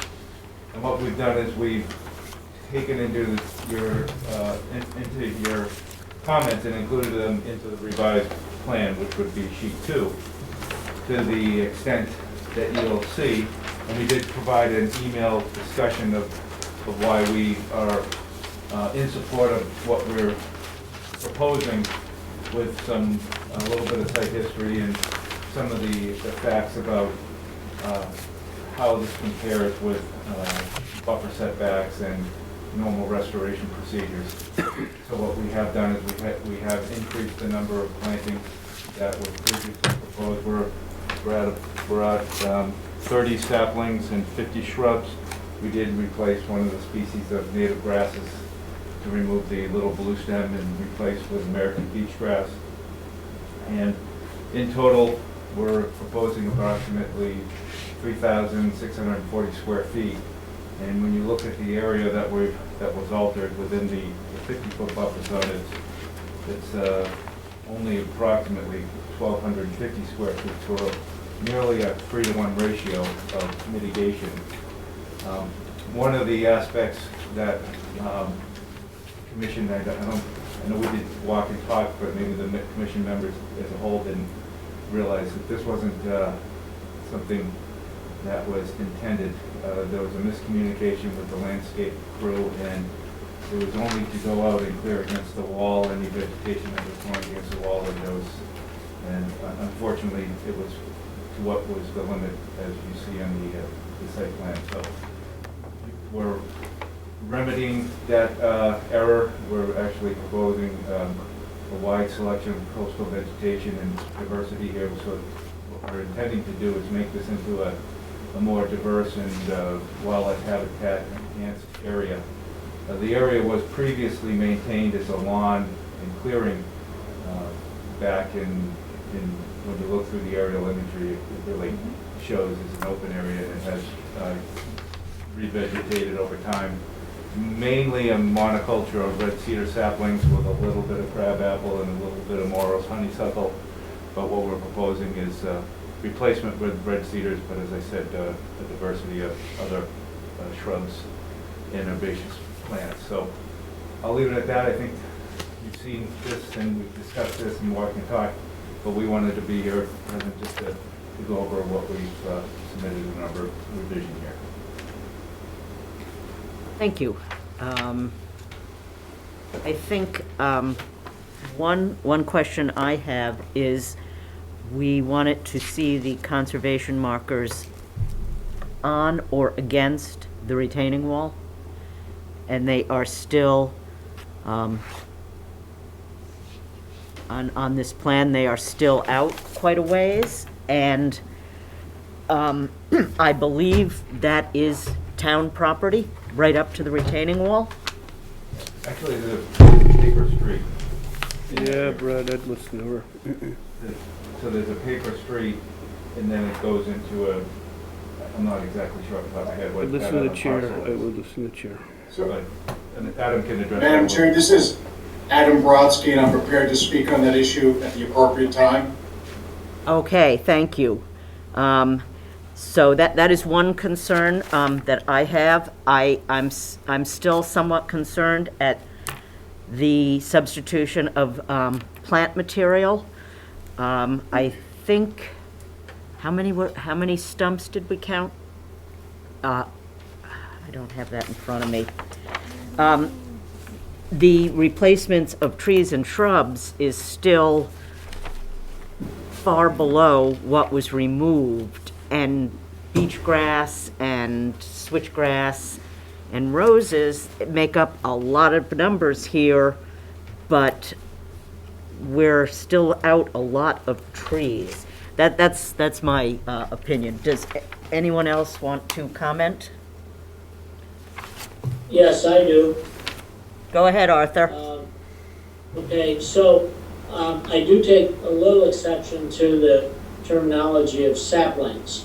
Some of those cedars were more than saplings, and it doesn't seem, I agree with what Craig was saying, the trade-off doesn't seem to be the right thing. Some grasses or some cedar trees is not a good thing. I can address So that. I would just see cedars planted back. Would like to Sure. address that? Go ahead. Sure. In the wetlands world, we have, when we record vegetation, we have trees, saplings, shrubs, and herbaceous plants. A tree is any tree at breast height of 5 inches or more diameter. Anything less than 5 inches in diameter would be a sapling. The majority of the sapling cedars that are out there are 1 inch, maybe 2 inch, maybe you might find a 3 inch, and they're all clustered together very densely grown, so that there may be 10 little cut stems of cedars within a small area. That wouldn't be something that you could ever plant. You'd be planting pots on top of pots on top of pots, and you wouldn't create a healthy environment for growing. Many of those cedars over time will die out because they've grown as a monoculture.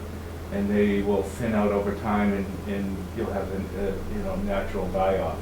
So what we're trying to do is do a healthy placement of plantings and add diversity so that we have a coastal environment that provides more than just a monoculture of red cedars. One thing that we looked at is normally we would be looking at what was altered in the buffer zone. This site is within the buffer zone and also within land subject to coastal storm flowage.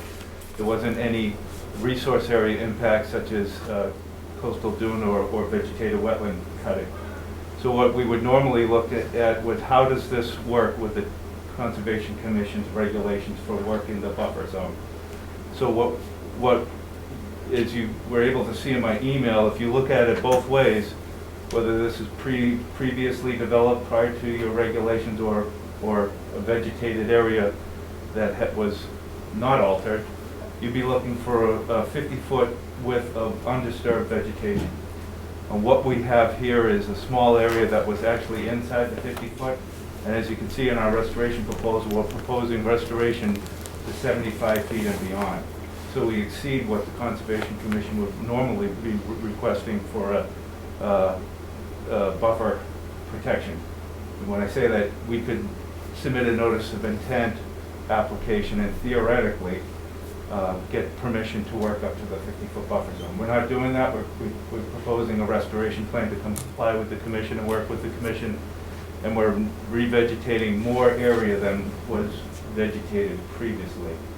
So in regards to the conservation posts, we're looking to maintain just a small area so that we don't have vegetation growing against the wall, and the posts are set back so that you would actually be able to kind of see them and work along a pathway along the wall. If we put them up against the wall, they'll just be,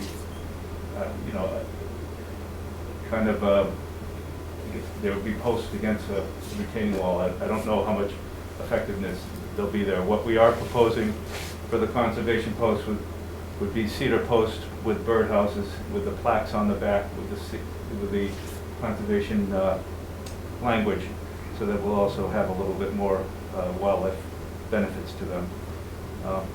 I think that this plan is a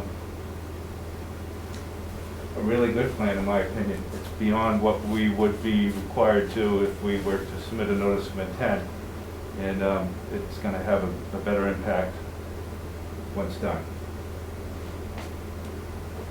Well, okay, but I'm just going to say that not only was this an egregious mistake, it took place on property not owned by Mr. Braid. Does anybody else? So, Madam Chair, it's Adam Brodsky. Could I speak to that issue, please? Yes, you may. Go ahead. Thank you, and good evening. I obviously represent Mr. Braid, and I'm sorry I couldn't be there this evening. We're in the process of doing a deep dive on title, but you should know that Mr. Braid has a deed, and pursuant to that deed, he owns on both sides of the way. He owns the upland lot, and pursuant to his deed, he actually owns on the coastal side. I know that there's been litigation regarding Wrexham Beach, and we're getting into what the town may or may not have acquired. But importantly, there's nothing in the chain of title that we've seen so far, and this is a work in progress, that suggests that anyone has the fee in the way. That is, that there's any party that owns Circuit Avenue East, and pursuant to the derelict fee statute, if you own on both sides of a private way, an undeveloped private way, you actually own to the center line. What the commission needs to understand is, for purposes of the wetlands regulations, you actually don't need to demonstrate that you have title, actual title in the property that you're seeking to authorize activities. All that's required is that you demonstrate a colorable claim of title. I'm familiar with this issue because I briefed it to DEP recently in connection with the superseding order of conditions. And as you can appreciate, DEP doesn't want to be in the business of litigating title. That's for the Massachusetts Land Court. And so all that is sufficient for parties seeking to do work on land under jurisdiction of the Wetlands Protection Act is to demonstrate colorable title, which was the situation that I had in the other matter in Hull, where we had a property owner owning property on either side of an undeveloped way. Actually, the town was claiming title in the way, and we demonstrated that, in fact, that our client, by virtue of the derelict fee statute, had a colorable claim to title, and DEP recognized that and granted superseding order of conditions, because all that were required under 310 CMR 10.054 is to demonstrate a colorable claim to title. So if indeed the town believes that it owns that property, it has its remedies, but those remedies aren't available under the Wetlands Protection Act. So we satisfy what's a relatively low burden to show that we're authorized to perform these activities. With respect to the plantings, this is Brad's bailiwick and not mine, but I think the commission is perhaps misunderstanding the resource areas in play here. This is land subject to coastal storm flowage, and interestingly, sort of landward buffer zone to coastal dune. And the whole, there is no buffer zone for land subject to coastal storm flowage, but there's no interest protected by land subject to coastal storm flowage that really implicates the preservation of vegetation in this context. This is all upland vegetation in a buffer zone. With respect to the coastal dune, none of this vegetation is really going to, and I'll defer to Brad on this, he's the wetland scientist. What we're proposing on the landward side of the coastal dune is really not going to do anything to enhance or preserve the functioning of the coastal dune, which really is to preserve the coastal dune, which is some distance away. So again, I'm not a wetland scientist, as you know, I'm just an environmental lawyer, but if you actually focus in on what we're trying to protect here, what we're proposing does a far better job of what existed, which had grown into a previously landscaped area. And so the commission gets a reclaimed area with greater wetland value. And as Brad said, gets your conservation markers, but those markers need to be placed at a reasonable location so that the homeowner has the ability to not only maintain the wall, but has the ability to actually use some of this area for access. So I just wanted to speak to the title issue. We will get to the bottom of actual title, but it's really not relevant for purposes of the wetlands regulations or your bylaw. Thank you. Thank you. Well, I'm not a lawyer. We don't have a lawyer on this commission, but I spent some time reading the case from 1998 to 2014 regarding ownership of this property, and I am certainly not prepared to allow those conservation markers to be out at that line where they are on this plan. Does anyone else, I mean, some of you probably were here for much of that lawsuit, but can anyone shed any additional light? Actually, I wasn't living here at that time. I've only heard about it. But I mean, at the I've heard very, it's been ongoing. It was long. it was very long. It's actually, it makes very interesting reading.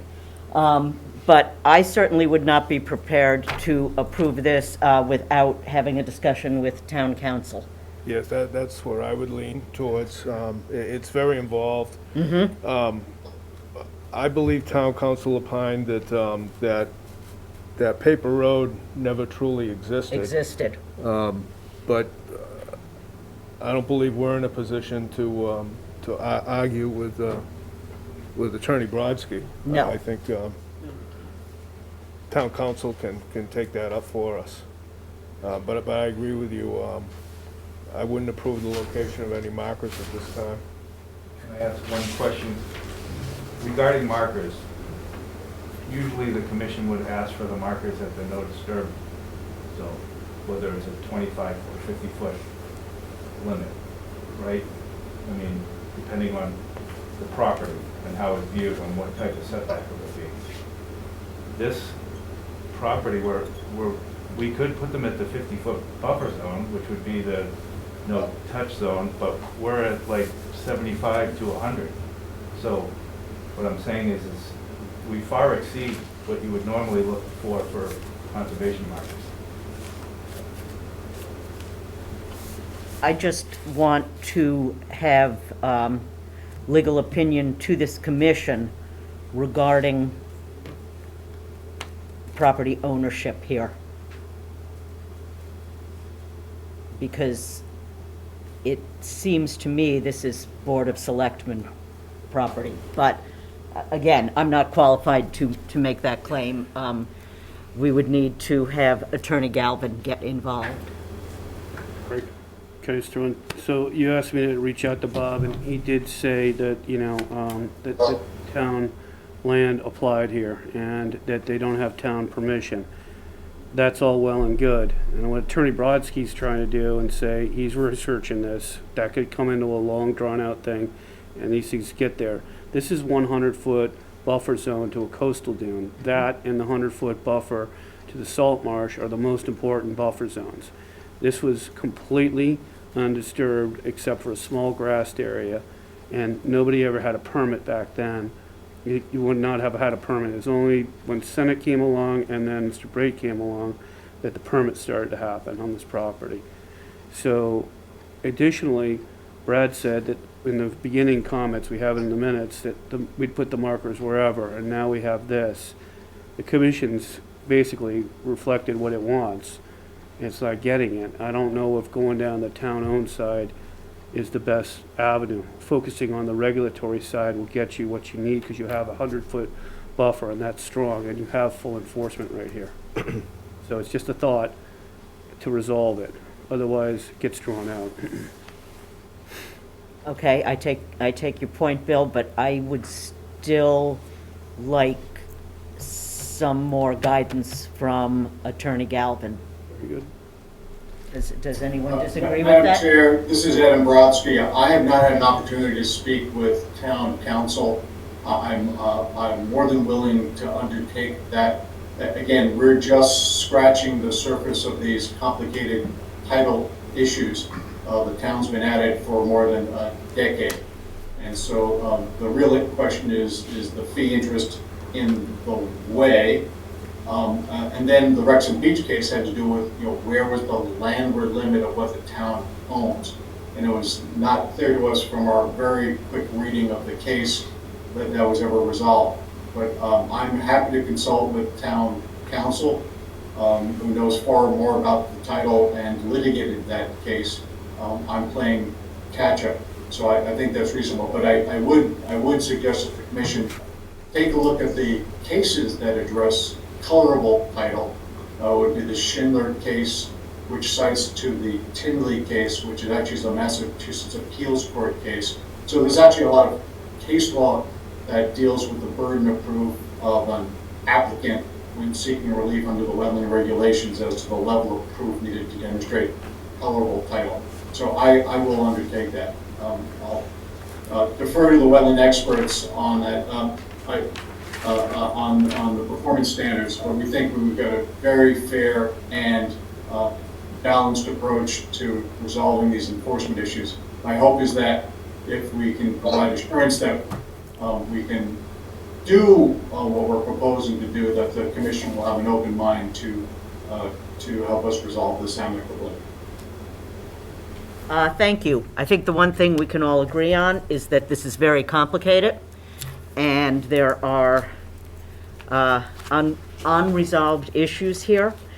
In the immediate future, nothing is going to be planted at any rate, so I would like to wait until Mr. Brodsky and Mr. Galvin have been able to put their heads together on this.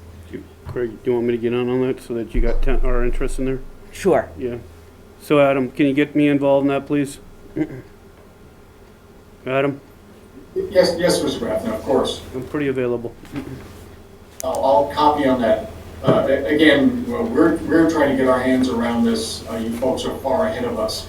But again, I did review Mr. Braid's deed with our expert title examiner, and the deed does call out ownership on both sides of that way.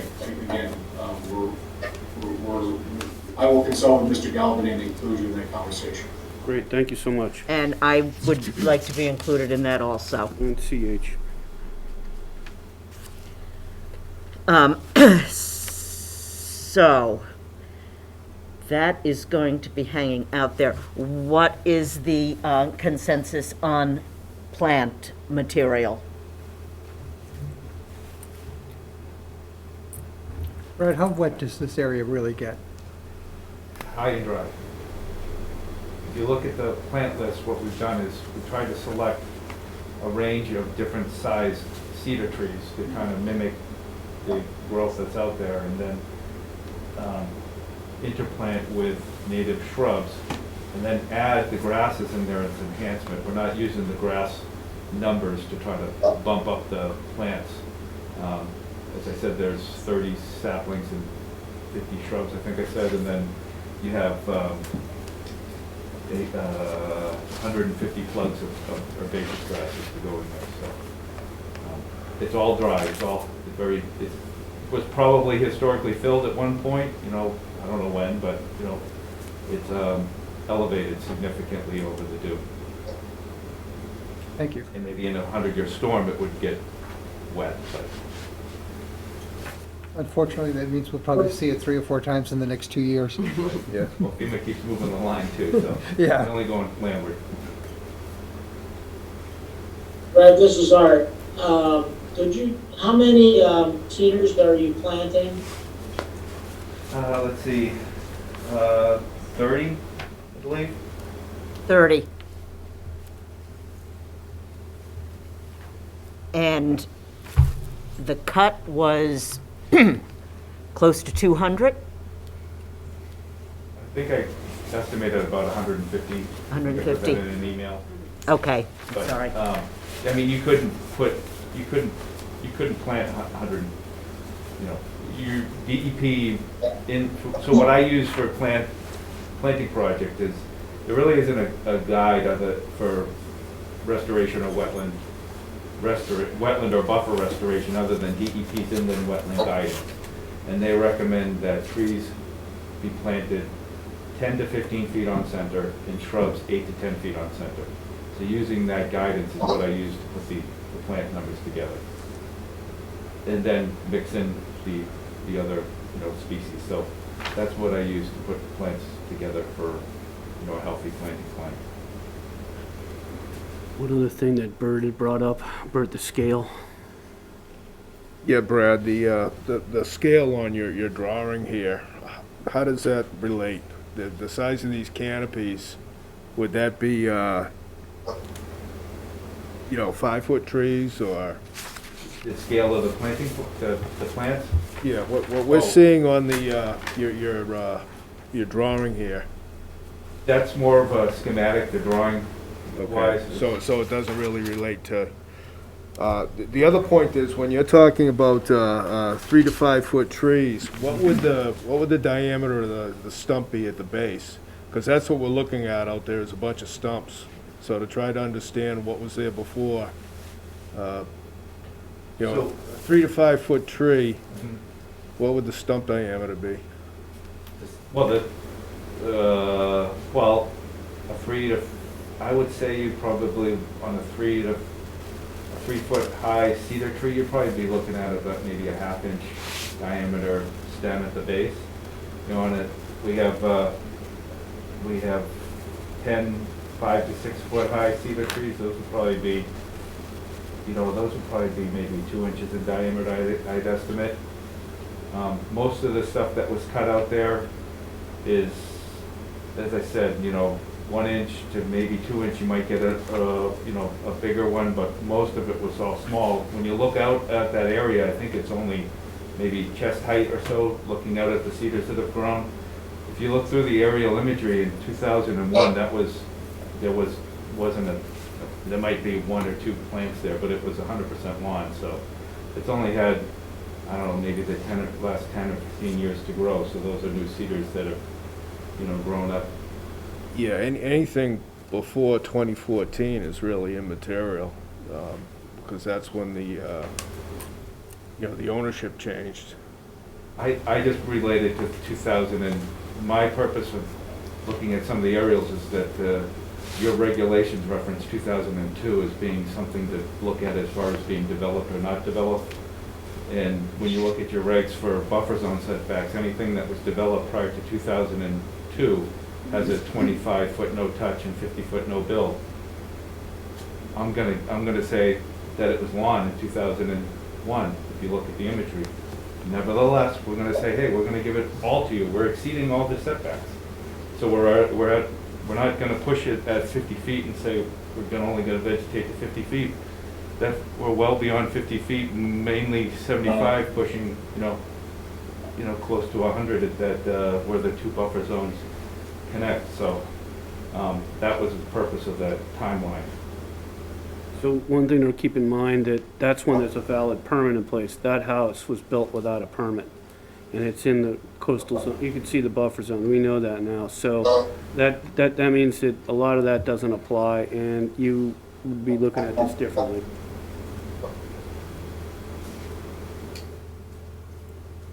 Any other comments, questions? I can speak. I would be satisfied if we had the plantings that, I'm not an expert on the plantings, and some of you folks are.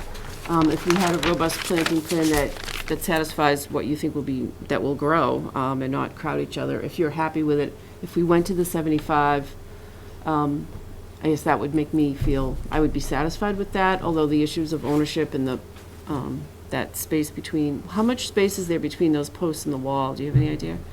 I believe we set it at 10 feet. 10 feet? That would leave them only the space on, if you did the 75, it's right in here. I'll see if I can zoom in. Susan, just see if I can get that for you. Let me see if I can deal with this. The 75 runs along here, so, Right, yeah, I've been so it's looking only at it. that portion that you give up, right? So that's what you're saying. And the other side they'd be up against the wall, based on that logic, besides. Well, if we kept what they proposed, we're actually in the 50 on. On the other side, but you're actually further in, like about 40 or something, right here, where I've got this thing I'm hovering on.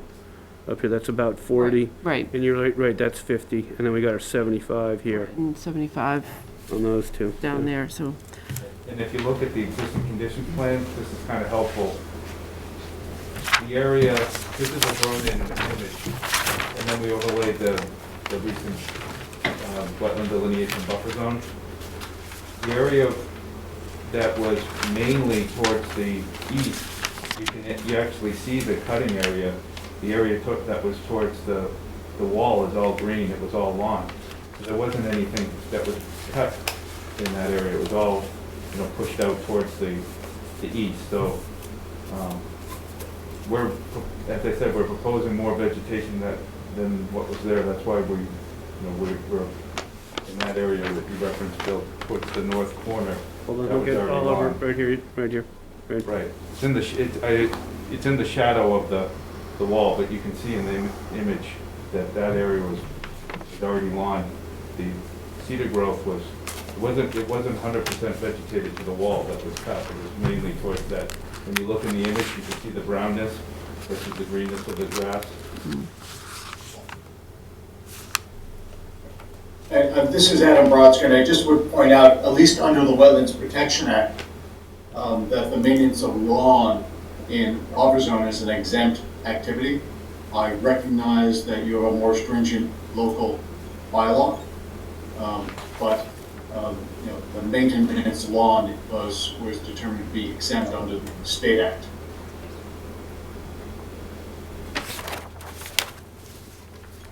Okay. Any, I think the question is, what would be a realistic number to revegetate there? Granted, it was probably too thick. mm-hmm, But what's a realistic amount? right, this is too thin.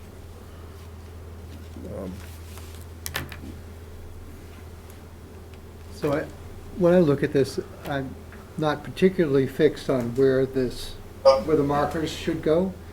I can recognize that you need a little bit of distance to be able to maintain the wall and allow the plants to grow. What that distance is, whether it's 2, 5, or 10 feet, I'm not sure that there's a significant value in one versus the other. I think it's got to be wide enough that if you're going to protect it, you've got to be able to maintain the coverage so you can take care of the wall. Looking at the plants, you've got to have it spread far enough so that hopefully they will grow. And I don't know, like Bert said, what the right density is. And if there's the DEP guidance, maybe that's a good criteria. Maybe one of the things we can do is have a little bit longer of a plan to look at how well it survives as a way to compensate for the damage that might have been done and the number of plants that were there. And that gets something back in there to grow and allows it to take place. And that's really what we need, is we need it to get back to growing. Otherwise, whatever, no matter what we do, it's going to turn wild, and it will be whatever that decides to be, and it may not be the best for everybody. Madam Chair, this is Adam Brodsky. We assume that we would have to comply with the viability requirements to ensure 75% growth after 2 growing seasons, and we would, and I don't want to speak, perhaps I shouldn't speak for Mr. Bray, but I would recommend that we agree to provide the commission with monitoring reports at a reasonable period, and Brad likely has some thoughts as to what that reasonable period would be. So you actually have an enforcement order that spells it out crystal clear what they're going to do as per the commission. And it's a 5-year plan, Fred. So, and it's on December 1st when the annual monitoring reports will come out. Okay. Unless the commission change their mind. Okay, well, I would like to spend more time looking at the density of the cedars, just to, I think we have to wait for town council Yes. anyway, so that will give me time to dig in to this more. I will look at the DEP guidelines. I can send that to Bill. That would be Have it great. So you don't have to search for it. Thank you. And, you know, maybe we want a few more cedars and a few less roses or whatever. But in any event, we cannot settle this tonight. So, And now, the direction that Mr. Braid has given to me is he's not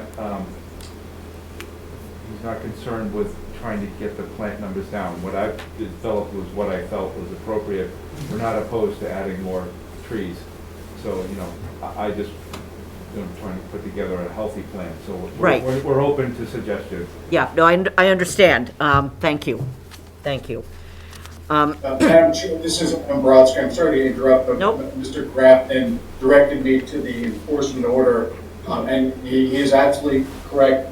You had specific conditions, but it did reference 2 growing seasons demonstrating 75% success rate, as well as annual monitoring reports, and those conditions are in the enforcement order. Thank you, Adam. Thank you. And the commission can be flexible if it so chooses, but this is what they started with. Right. So, do we continue? Yeah, we can table it. We're trying to get the, just as a big picture, Chair Hanneman, we're trying to get them planting by spring planting season, so April, May, there. And that's perfectly doable. And it's a drier environment. Regardless of other legal issues, yes. Right, and this plant, because they've got an upland environment, we may be able to do that even later. So this timetable seems to work, but we want to get that done. And I don't see soil amendments either here, Brad. And one of the things I did think we talked about was an actual report. This is a nice plan, but maybe like we did with, what's his name, John Rockwood, that guy? So maybe we get something a little more detailed. That would give clear and convincing commission to the commission, and to get this thing done. We won't need any soil amendments. Okay, fair enough. That's fine. I'll take your word for it, all right. And, you know, in the sense of, I can put some detail as far as, you know, usually at the time of planting, you might put some peat moss in, you know, in the planting, but where this wasn't filled and we're not doing any earthwork activity, we're not proposing any, we're not bringing any soils. I heard the area got altered pretty heavily. I heard, and this is just, and I'm not an expert, that the soils were not one for one pure sand. So we have something going on there. So we need to help these plants come back and quickly, because we have Japanese knotweed knocking on the door to the south, right down in here, you know. So what we need, Craig, is town council's opinion on the ownership. On ownership. And then secondary, the optimum density for the planting. Okay. Right. Yeah, so that'd be great. So I'm going to move that we vote to continue this pending town council's input. And during that time, I will do some due diligence on the density here. And so I guess we will leave date open. I don't know. We could go out to March 1st, and that would give some time for Brad and I to interact, which we didn't do on the last one, even though we were directed to. If we do that after we get the feedback from town council, maybe we can be done in March, you know, that would be great. That gives us 30 days. Okay, so continue to March. Yeah. Just one last comment, Craig. Sure. Are you satisfied with the distribution? Well, of the that's one of the plants? things I'm gonna Okay, look in at addition to the when density. I'm gonna, exactly, because I'm thinking maybe if we want more cedars, then we'll distribute things differently, and, Very good. but yeah, that's part of what I'll look at. All right, may I have a second? Second? Commissioner Susan Karen, yes. Vice Chair O'Donnell, Bert O'Donnell, yes. Commissioner Joe Ring, Ring, yes. and Commissioner Lage, Councilor Lagi, yes. and Craig Hanafin, yes. Susan, did you second? I guess I did, yes. Who seconded? Did I second? I don't know. I believe it was I s- Bert. Bert, seconded. Bert, Getcha. Okay, thank you, everyone. thank you. Good night. Thanks, guys. Good night. Good night. Yeah, can we can tighten that, we'll get that done. Yeah. Okay, so our final business item is the enforcement order on 85 Wellington Avenue. And, Hi, yes. hi, are you Attorney Lyons? I am, yes. Okay. Jennifer Lyons. Thank you. So, So thank you for making time for us tonight. I appreciate you putting us on the schedule. I know it's late, at least for me. We're here today, actually, I like that it's worded as a discussion because we really wanted to talk to you and ask for the town's help in seeking a modification of this enforcement order. Unfortunately, so Dr. Martin is a well-respected veterinarian in the area. She's done really everything that she can to try to work with the commission. She even volunteered to become a wildlife rehab certification specialist. There's a lot of her ways to do things. At this point, she has complied with about 2/3 of the enforcement order, and she's been out thousands and thousands of dollars. There was no notice on her deed of any of the wetland area, or being 100 feet in a wetland area. So essentially, this all came about because there were trees that fell in her yard that were threatening to do damage to her home. And when she first purchased the house, there was a thoroughway that's owned by the town that hadn't been maintained in years, and that actually had really dangerous potholes on it. So she did reach out, she tried to get these things fixed. She ended up going ahead, again, this was gonna do damage to her home or to her car, going and getting these things fixed, at which point somebody called in a complaint to this commission, We've since tried to get information on the complainant. Apparently that's all been lost, including the complaint, the name of the complainer. She then was told of this meeting that was coming up. Again, she's a veterinarian in the area, and unfortunately her one day surgery is Tuesday, so that's the hardest day for her to get coverage. There's only 2 other. So she had informed Mr. Grafton she would not be able to make it via Zoom or otherwise. She then later was informed that the commission unanimously went for it, that she was not relayed as being helpful and that, her demeanor was not good. She then asked for a recording of the call and was told that was lost as well. So I think just, a lot of the issues here are really around notice, just not having any idea that any of these things were something that she was obligated to do. And then there's also this issue of the thoroughway that she repaired is actually owned by the town of Marshfield. And since then, DPW has come in and fixed this. So I guess our concern is, why are they not also obligated in some of these plantings and upkeep of the land? So again, we're here to open up this discussion. We really do want to work with the commission and the town. We're not looking to harm the wetlands. We actually want to preserve and save the wildlife. But again, she's spent thousands and thousands of dollars at this point, and it doesn't seem to be at an end. Okay, thank you. So, I know that she has completed 2/3 of the enforcement, but the enforcement included the planting. Yes, yes, that's pretty much right. I haven't been in the field to verify. I received John Zimmer's emails or pictures showing that the signage was posted. We had evidence that they had DPW and Wayne Lopes out there working on the roadway. The goal was to remove the soils. We just need to get out and confirm that. So that work's been done and performed, so good faith is there. What stopped is when the report came in, I said, okay, that's great. We also have the plantings because, it's in the enforcement order. And so I then was introduced through actually the outreach from Attorney Lyons to me, and so we communicated, and we ultimately had a discussion. And long story short, she wasn't satisfied with what I told her, which was the plans were required, and I said, you should probably go speak with the commission. That's a good idea. So that's why we're here today. I'd just like to add too that the manner in which these correspondence was received to her was very unorthodox. There were a lot of sexist comments made. It was just honestly, it was very disturbing. So she really went through this enforcement order up to this point under threat of fines and legal duress. So it's just the facts itself are very kind of And stressful. It's true. So again, we're requesting that the town step in and help to modify this enforcement order and to pay for some of the plantings. That their road work is actually also disturbing within 100 feet of wetlands. So the proposal and everything was agreed upon prior to the DPW coming out to my property and assessing everything. So Tom Reynolds actually, after I, paid for the land to be surveyed and the environmentalist to come out and all of that, came out, it was brought to my attention that, hey, this is a town road and it takes up at least 2/3 of, the land in question, which you guys want me to do plantings.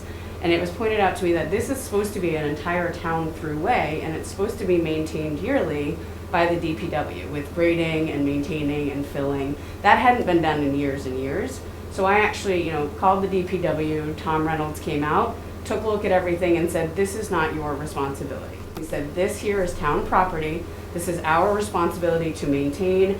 We will deal with fill, we will do whatever, we will come out and maintain it, and then you should be fine. Now that did take them a long time to come out, and I was annoyingly calling them quite often. They probably don't like me either, saying, oh, when is this gonna go? And it took an extended period of time, which is the only reason that the plantings weren't done earlier, because I was waiting for them to come. I didn't want to put plantings in and then have them come out with these, large machinery and alter everything and just obliterate all of this money that I just spent to put plantings, because a lot of it was along, the side of conservation, on that side of the public road, on my side of the public road, and I'm not really sure why, too. It's also requiring plants along the back of my fence, which is an area that actually wasn't touched and is actually still my property. So that's the only area that is basically left that hasn't been touched. The 2/3 all along the road, all the way to the back, is technically a town road and will therefore be maintained now, by the DPW per what I was told. I guess the only area in question, and actually John Zimmer had also agreed, he said, that kind of leaves the 1/3 behind the fence to be discussed. Now, mind you, that area wasn't touched. So that area, you can look, it's still beautiful foliage, everything is covered. Google Earth, it's there. And then my only fear is, so say I do go and kind of alter what's there and, throw in plants or, do whatever John had mentioned, the town is still gonna come in potentially yearly and still alter the road, which is right next to that area. If we're concerned about anything within 100 yards of the wetlands being altered, then altering the entire ecosystem, and that's why you guys want me to plant, isn't it fair to say that if I then plant along the back of my fence, anytime that the DPW then comes in to maintain or, alter that road, is that not going to affect, anything I put in behind my fence? So that's just where I'm at, and again, I do apologize, this has all been drawn out, but I was, after everything was done and said and agreed with you guys, I was then told by the DPW that was their responsibility. So that's kind of the big delay. I know they're busy, I know there's been changes there, so that's kind of why everything took so long. And then when they finally came in, I sent everything over to Bill, thinking he'd be like, hey, you know what, they altered the road, we're good to go. That wasn't the case, and that's when I just started to, worry. I said, well, how is this going to affect anything and everything I do from here on out? So, Jen's a friend of mine. I just wanted her to kind of look at the legality of things. I don't do that. I do veterinary medicine. So, I just wanted her to come with me. But that's, I've tried to do everything I can. I mean, there are even conservation signs on the inside of my fence. It didn't area. It's just what you guys required. I said, that's fine. I don't know why, but I put them there. So I'm just trying to do everything I can. And it now comes down to just basically the area behind my fence, which is still in my, property, where plantings are supposed to be done, but I just feel like that area wasn't altered. And again, with just the DPW being in charge of that road, and maintenance, I feel like I'm being set up for failure if I buy these plants and put them in and then things just keep being altered every year, right? I think it was a 3-year monitoring period. But the commission, as we said, you could see in the other case, they can be flexible on that. That's what the enforcement order says. Yeah, understandable. That's why I wanted you to come here. Of course, no, and this is great. And that's why we wanted to come in person and just have a discussion. And So we do have the discretion to modify? Yeah, no, this is the commission's enforcement order. So if you're seeing good faith and they're moving forward, you can modify, these things have got the flexibility there. It's the commission's just jurisdictional discretion. That's what it is. Have you been to the? No, I haven't. I was waiting to get, the first reports. That's typically how some of these go with the plans. And I just wanted to notify so that they move along. That way it doesn't drag out for eternity. But the logic is there. It's like you don't want to overlap the construction work that's going on. Plants would get smashed in the process, but they're going to be protected because I believe John had them down gradient. I'm not looking at the plan right now of the and I could pull it up, I guess, of the signage that she posted. So the signage is up. The road's been addressed. The dog kennel got moved. A lot of things have happened. So there's been momentum. It's just the plants and how many plants and et cetera. So. I encourage you to look at it. Bert and I have been to the property with Jim Kilcoyne, and so that's that. Maybe other commissioners should go check it out. I think so, but I did notice in the photographs, I can see where DPW went in and graded, and so I understand your concern that if you plant that whole edge, it'll probably just continue DPW, does what DPW does. Let's see if I get the plan up here. And that is technically also a throughway. I know in the pictures it only goes to, X point, but that is technically a town throughway, even though there's overgrowth. So, at some point they could even clear, further down that whole area. I guess I don't want to just be set up for failure here and just put more money into something that it's been long coming. No, I understand that. Let me see if I can get John's plan up here. It's, give me a second. I looked at John's plan this afternoon, but I don't. I think we actually need to get an understanding about if it's a private road or a town way. It's one of those split in half with the town and the, let's see if I can see it won't load for some reason. Well, if it's a private way, Yeah. each owner, which the town is the abutter of is the abutter, right? Yes, the town is one of the butters, yeah. Here we go.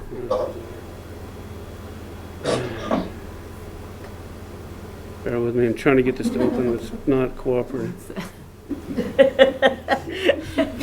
out what that Arthur's iPad, is. yeah. Like, is it dinner? I think, no, you know what I think? I think it's a table with a glass top Oh, and okay. sand and shells under. I think, Oh, it's Arthur's. It's like a beach theme. yeah, he's in Florida.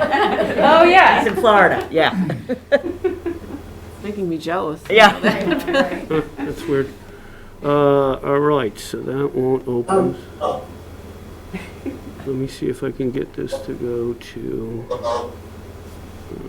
bear with me. Just, So I know we're beyond this issue, but just as a question for the commission, is it common to find out that you're in a wetland or 100 yards of a wetland area when you actually breach it? Is that the common way to find out? That was alluded to, so we're just, you I know. was very confused, like, You know, I would have it- expected something to be in the deed, or there to be Nothing. actual notices No. on trees Nothing. out there. And or- signs and stuff, like I know you guys are busy, but do you think it's something that we could get maybe like more people in the town to volunteer to get? It's just so hard not knowing. And I know I talked to all of my neighbors, no one had any idea. And I'll be very honest, there was so much trash all along that road. Like there was basically a whole chicken coop of the person that, you know, sold me the house. They just had to clear it. There were beer cans and trash. There was a carpet. Like there were so many things that, you know, I mean, I just cleaned out to make the area just nicer and Yeah, healthier. people dumping. And there was just so much dumping and trash in that area too, not just along, you know, Somerville, but along Wellington too. And I've actually, I think I mentioned this to Bill once, I've seen a couple like company trucks come a little bit further down away from my property. And now, you know, I don't know, this is just speculation, but I've seen them come, you know, I've been there a few years, at least maybe 3 or 4 times, and it looks like some sort of dumping in that area. So it would just be, so I know I put signs where I am. It'd be nice to have signs a little further down too. And like I said, I mean, this is a great town. You know, there's a lot of people that would be willing to help. I don't know if we could get volunteers to put up more signs in these areas to prevent homeowners in the future from having this, you know, kind of surprise like me. You know, I'm trying to remove No. trees so they don't kill I my mean, house. And, you know, like I don't think too just- many people, when they're buying a house, look at the mapping to see where the Correct. wetlands are Well, and all you'd around hope them. that something, you know, like your realtor or the other realtor or the real don't. estate lawyer or the Don't tell you. inspection or anyone, you know, no one, I not know, I'm like, one. how's this not coming up in the title search? So it's just, it's hard. And I mean, Well, that or the home inspections. Yeah, they didn't say anything either. Yeah. He's the one that said take down those trees. They he were probably going didn't to." know either, you know? Right, We right. have something like 40% of this town is wetland. Right, that makes it harder too, just So, in a town. and like it's this, yeah. everything. We have coastal, we have inland, you know, we Right, have right. rivers. Right. So, it would never have occurred to me before I, you know, We grew started up in doing this area this. too, so we're That, like, gee, wow. the next time I buy a piece of property, I'm gonna Right, really oh, do now I know. serious research. You know, and it, you know, concerns me too. I kind of had plans for maybe an addition or renovation, and now, you know, we might get to know each other very well. But, To bring it you know, back we'll to deal where- with the planting, step 1. I am It looks struggling like- getting it that looks plan like up the road is on pretty the much screen here. up. Yes, I mean, that's what I saw what in the photos. The initial Here it is. complaint, I think, was Because so I, about yeah, the so I road. was putting down the grass, like the hydro seed, and I'm a vet, I have dogs, so I put kennels out there, because it's not, I mean, technically it's not a throughway, right? People don't drive Right, through. nobody's So I driving. put a kennel out there just so they had outdoor time, and that was just temporary while I was doing the hydro seed. So, Okay, Bill. we Yeah, I'm can- stuck. Yeah. I'm really sorry. I had the plan and I apologize. It just all fell apart. I think that for me personally, I think I need to go Yeah. and I'd see like what to there is see to it, see. too, yeah. And I again, appreciate you doing that, thank Okay. you. Yeah. we need to determine the ownership of Somerville, you know, and whose care and custody is that in? okay. And Yeah, that's fine. I mean, just, all I was reporting was the plantings were not addressed yet. That's it, Right. you know? right, so, but I want to get my eyes on it and see, and I'll take John's plan and Yeah, and go I'll get you a and copy see of that. if it makes sense to plant there, or if, as she is concerned about, DPW's gonna mow them down. Mm-hmm. So, in that case, I move that we vote to continue this. Look at this, right? As soon as you go to continue, there it is. Time's everything. So that's what you're gonna Now be. I know that's how to the- get you to get things up Yeah, there. it puts the pressure on me like that works. So this is what you have right now. So I'll make copies and then commissioners can go arrange to meet with Danielle. I've been out there.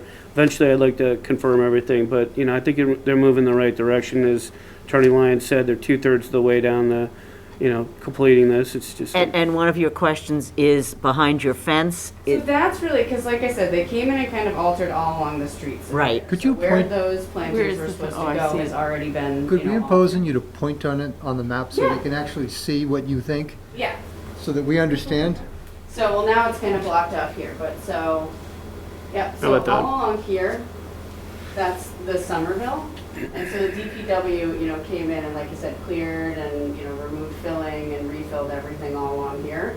Technically, Somerville is a throughway, so it does go even, you know, past all the way through.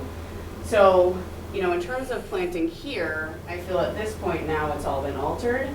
And what's kind of left is the plantings here. You know, if they're gonna continue to kind of maintain and alter this whole area, you know, yearly or regularly, you know, that leaves here, and this area wasn't, you know, really even altered by kind of what was done. So I'm just kind of curious in terms of, you know, the plantings there. Is it setting me up for failure? Is it, you know, necessary? So that's kind of the area that's basically left in question. So just to Okay. quickly go to our, And why would plantings be required if the area wasn't disturbed? it would typically just offset what other areas that might have got cleared. So this area had gotten cleared prior to before you, so, you know, I know you pulled some material out of there. These are all conservation markers right along here. So that's gonna be pretty tough for somebody to miss that. Yeah, maybe somebody from, you know, DPW or something like that might, but at least it's out there. So a planting in here would work. John wouldn't put that down unless it seemed to make sense. I have Yeah. another question. So this whole green area, like I said, so this is technically a throughway. These are sparse, like kind of little trees here.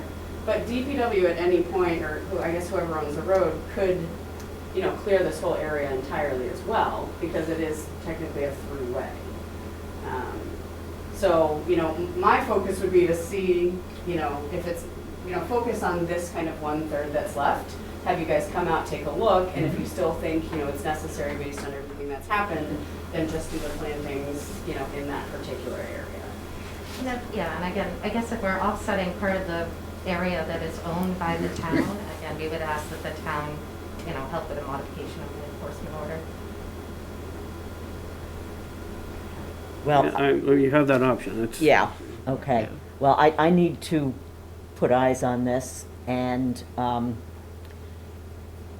yeah, you know, I've seen the pictures, I've seen the plan, but I need to be in the place. Yeah, that's fine. No, we appreciate that. really. Okay, so I move that we vote to continue this to,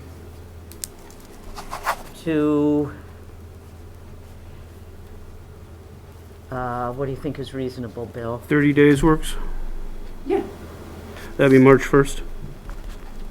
To March 1st, pending site visit. Yeah, pending commission, site visit. May I have a second? Second?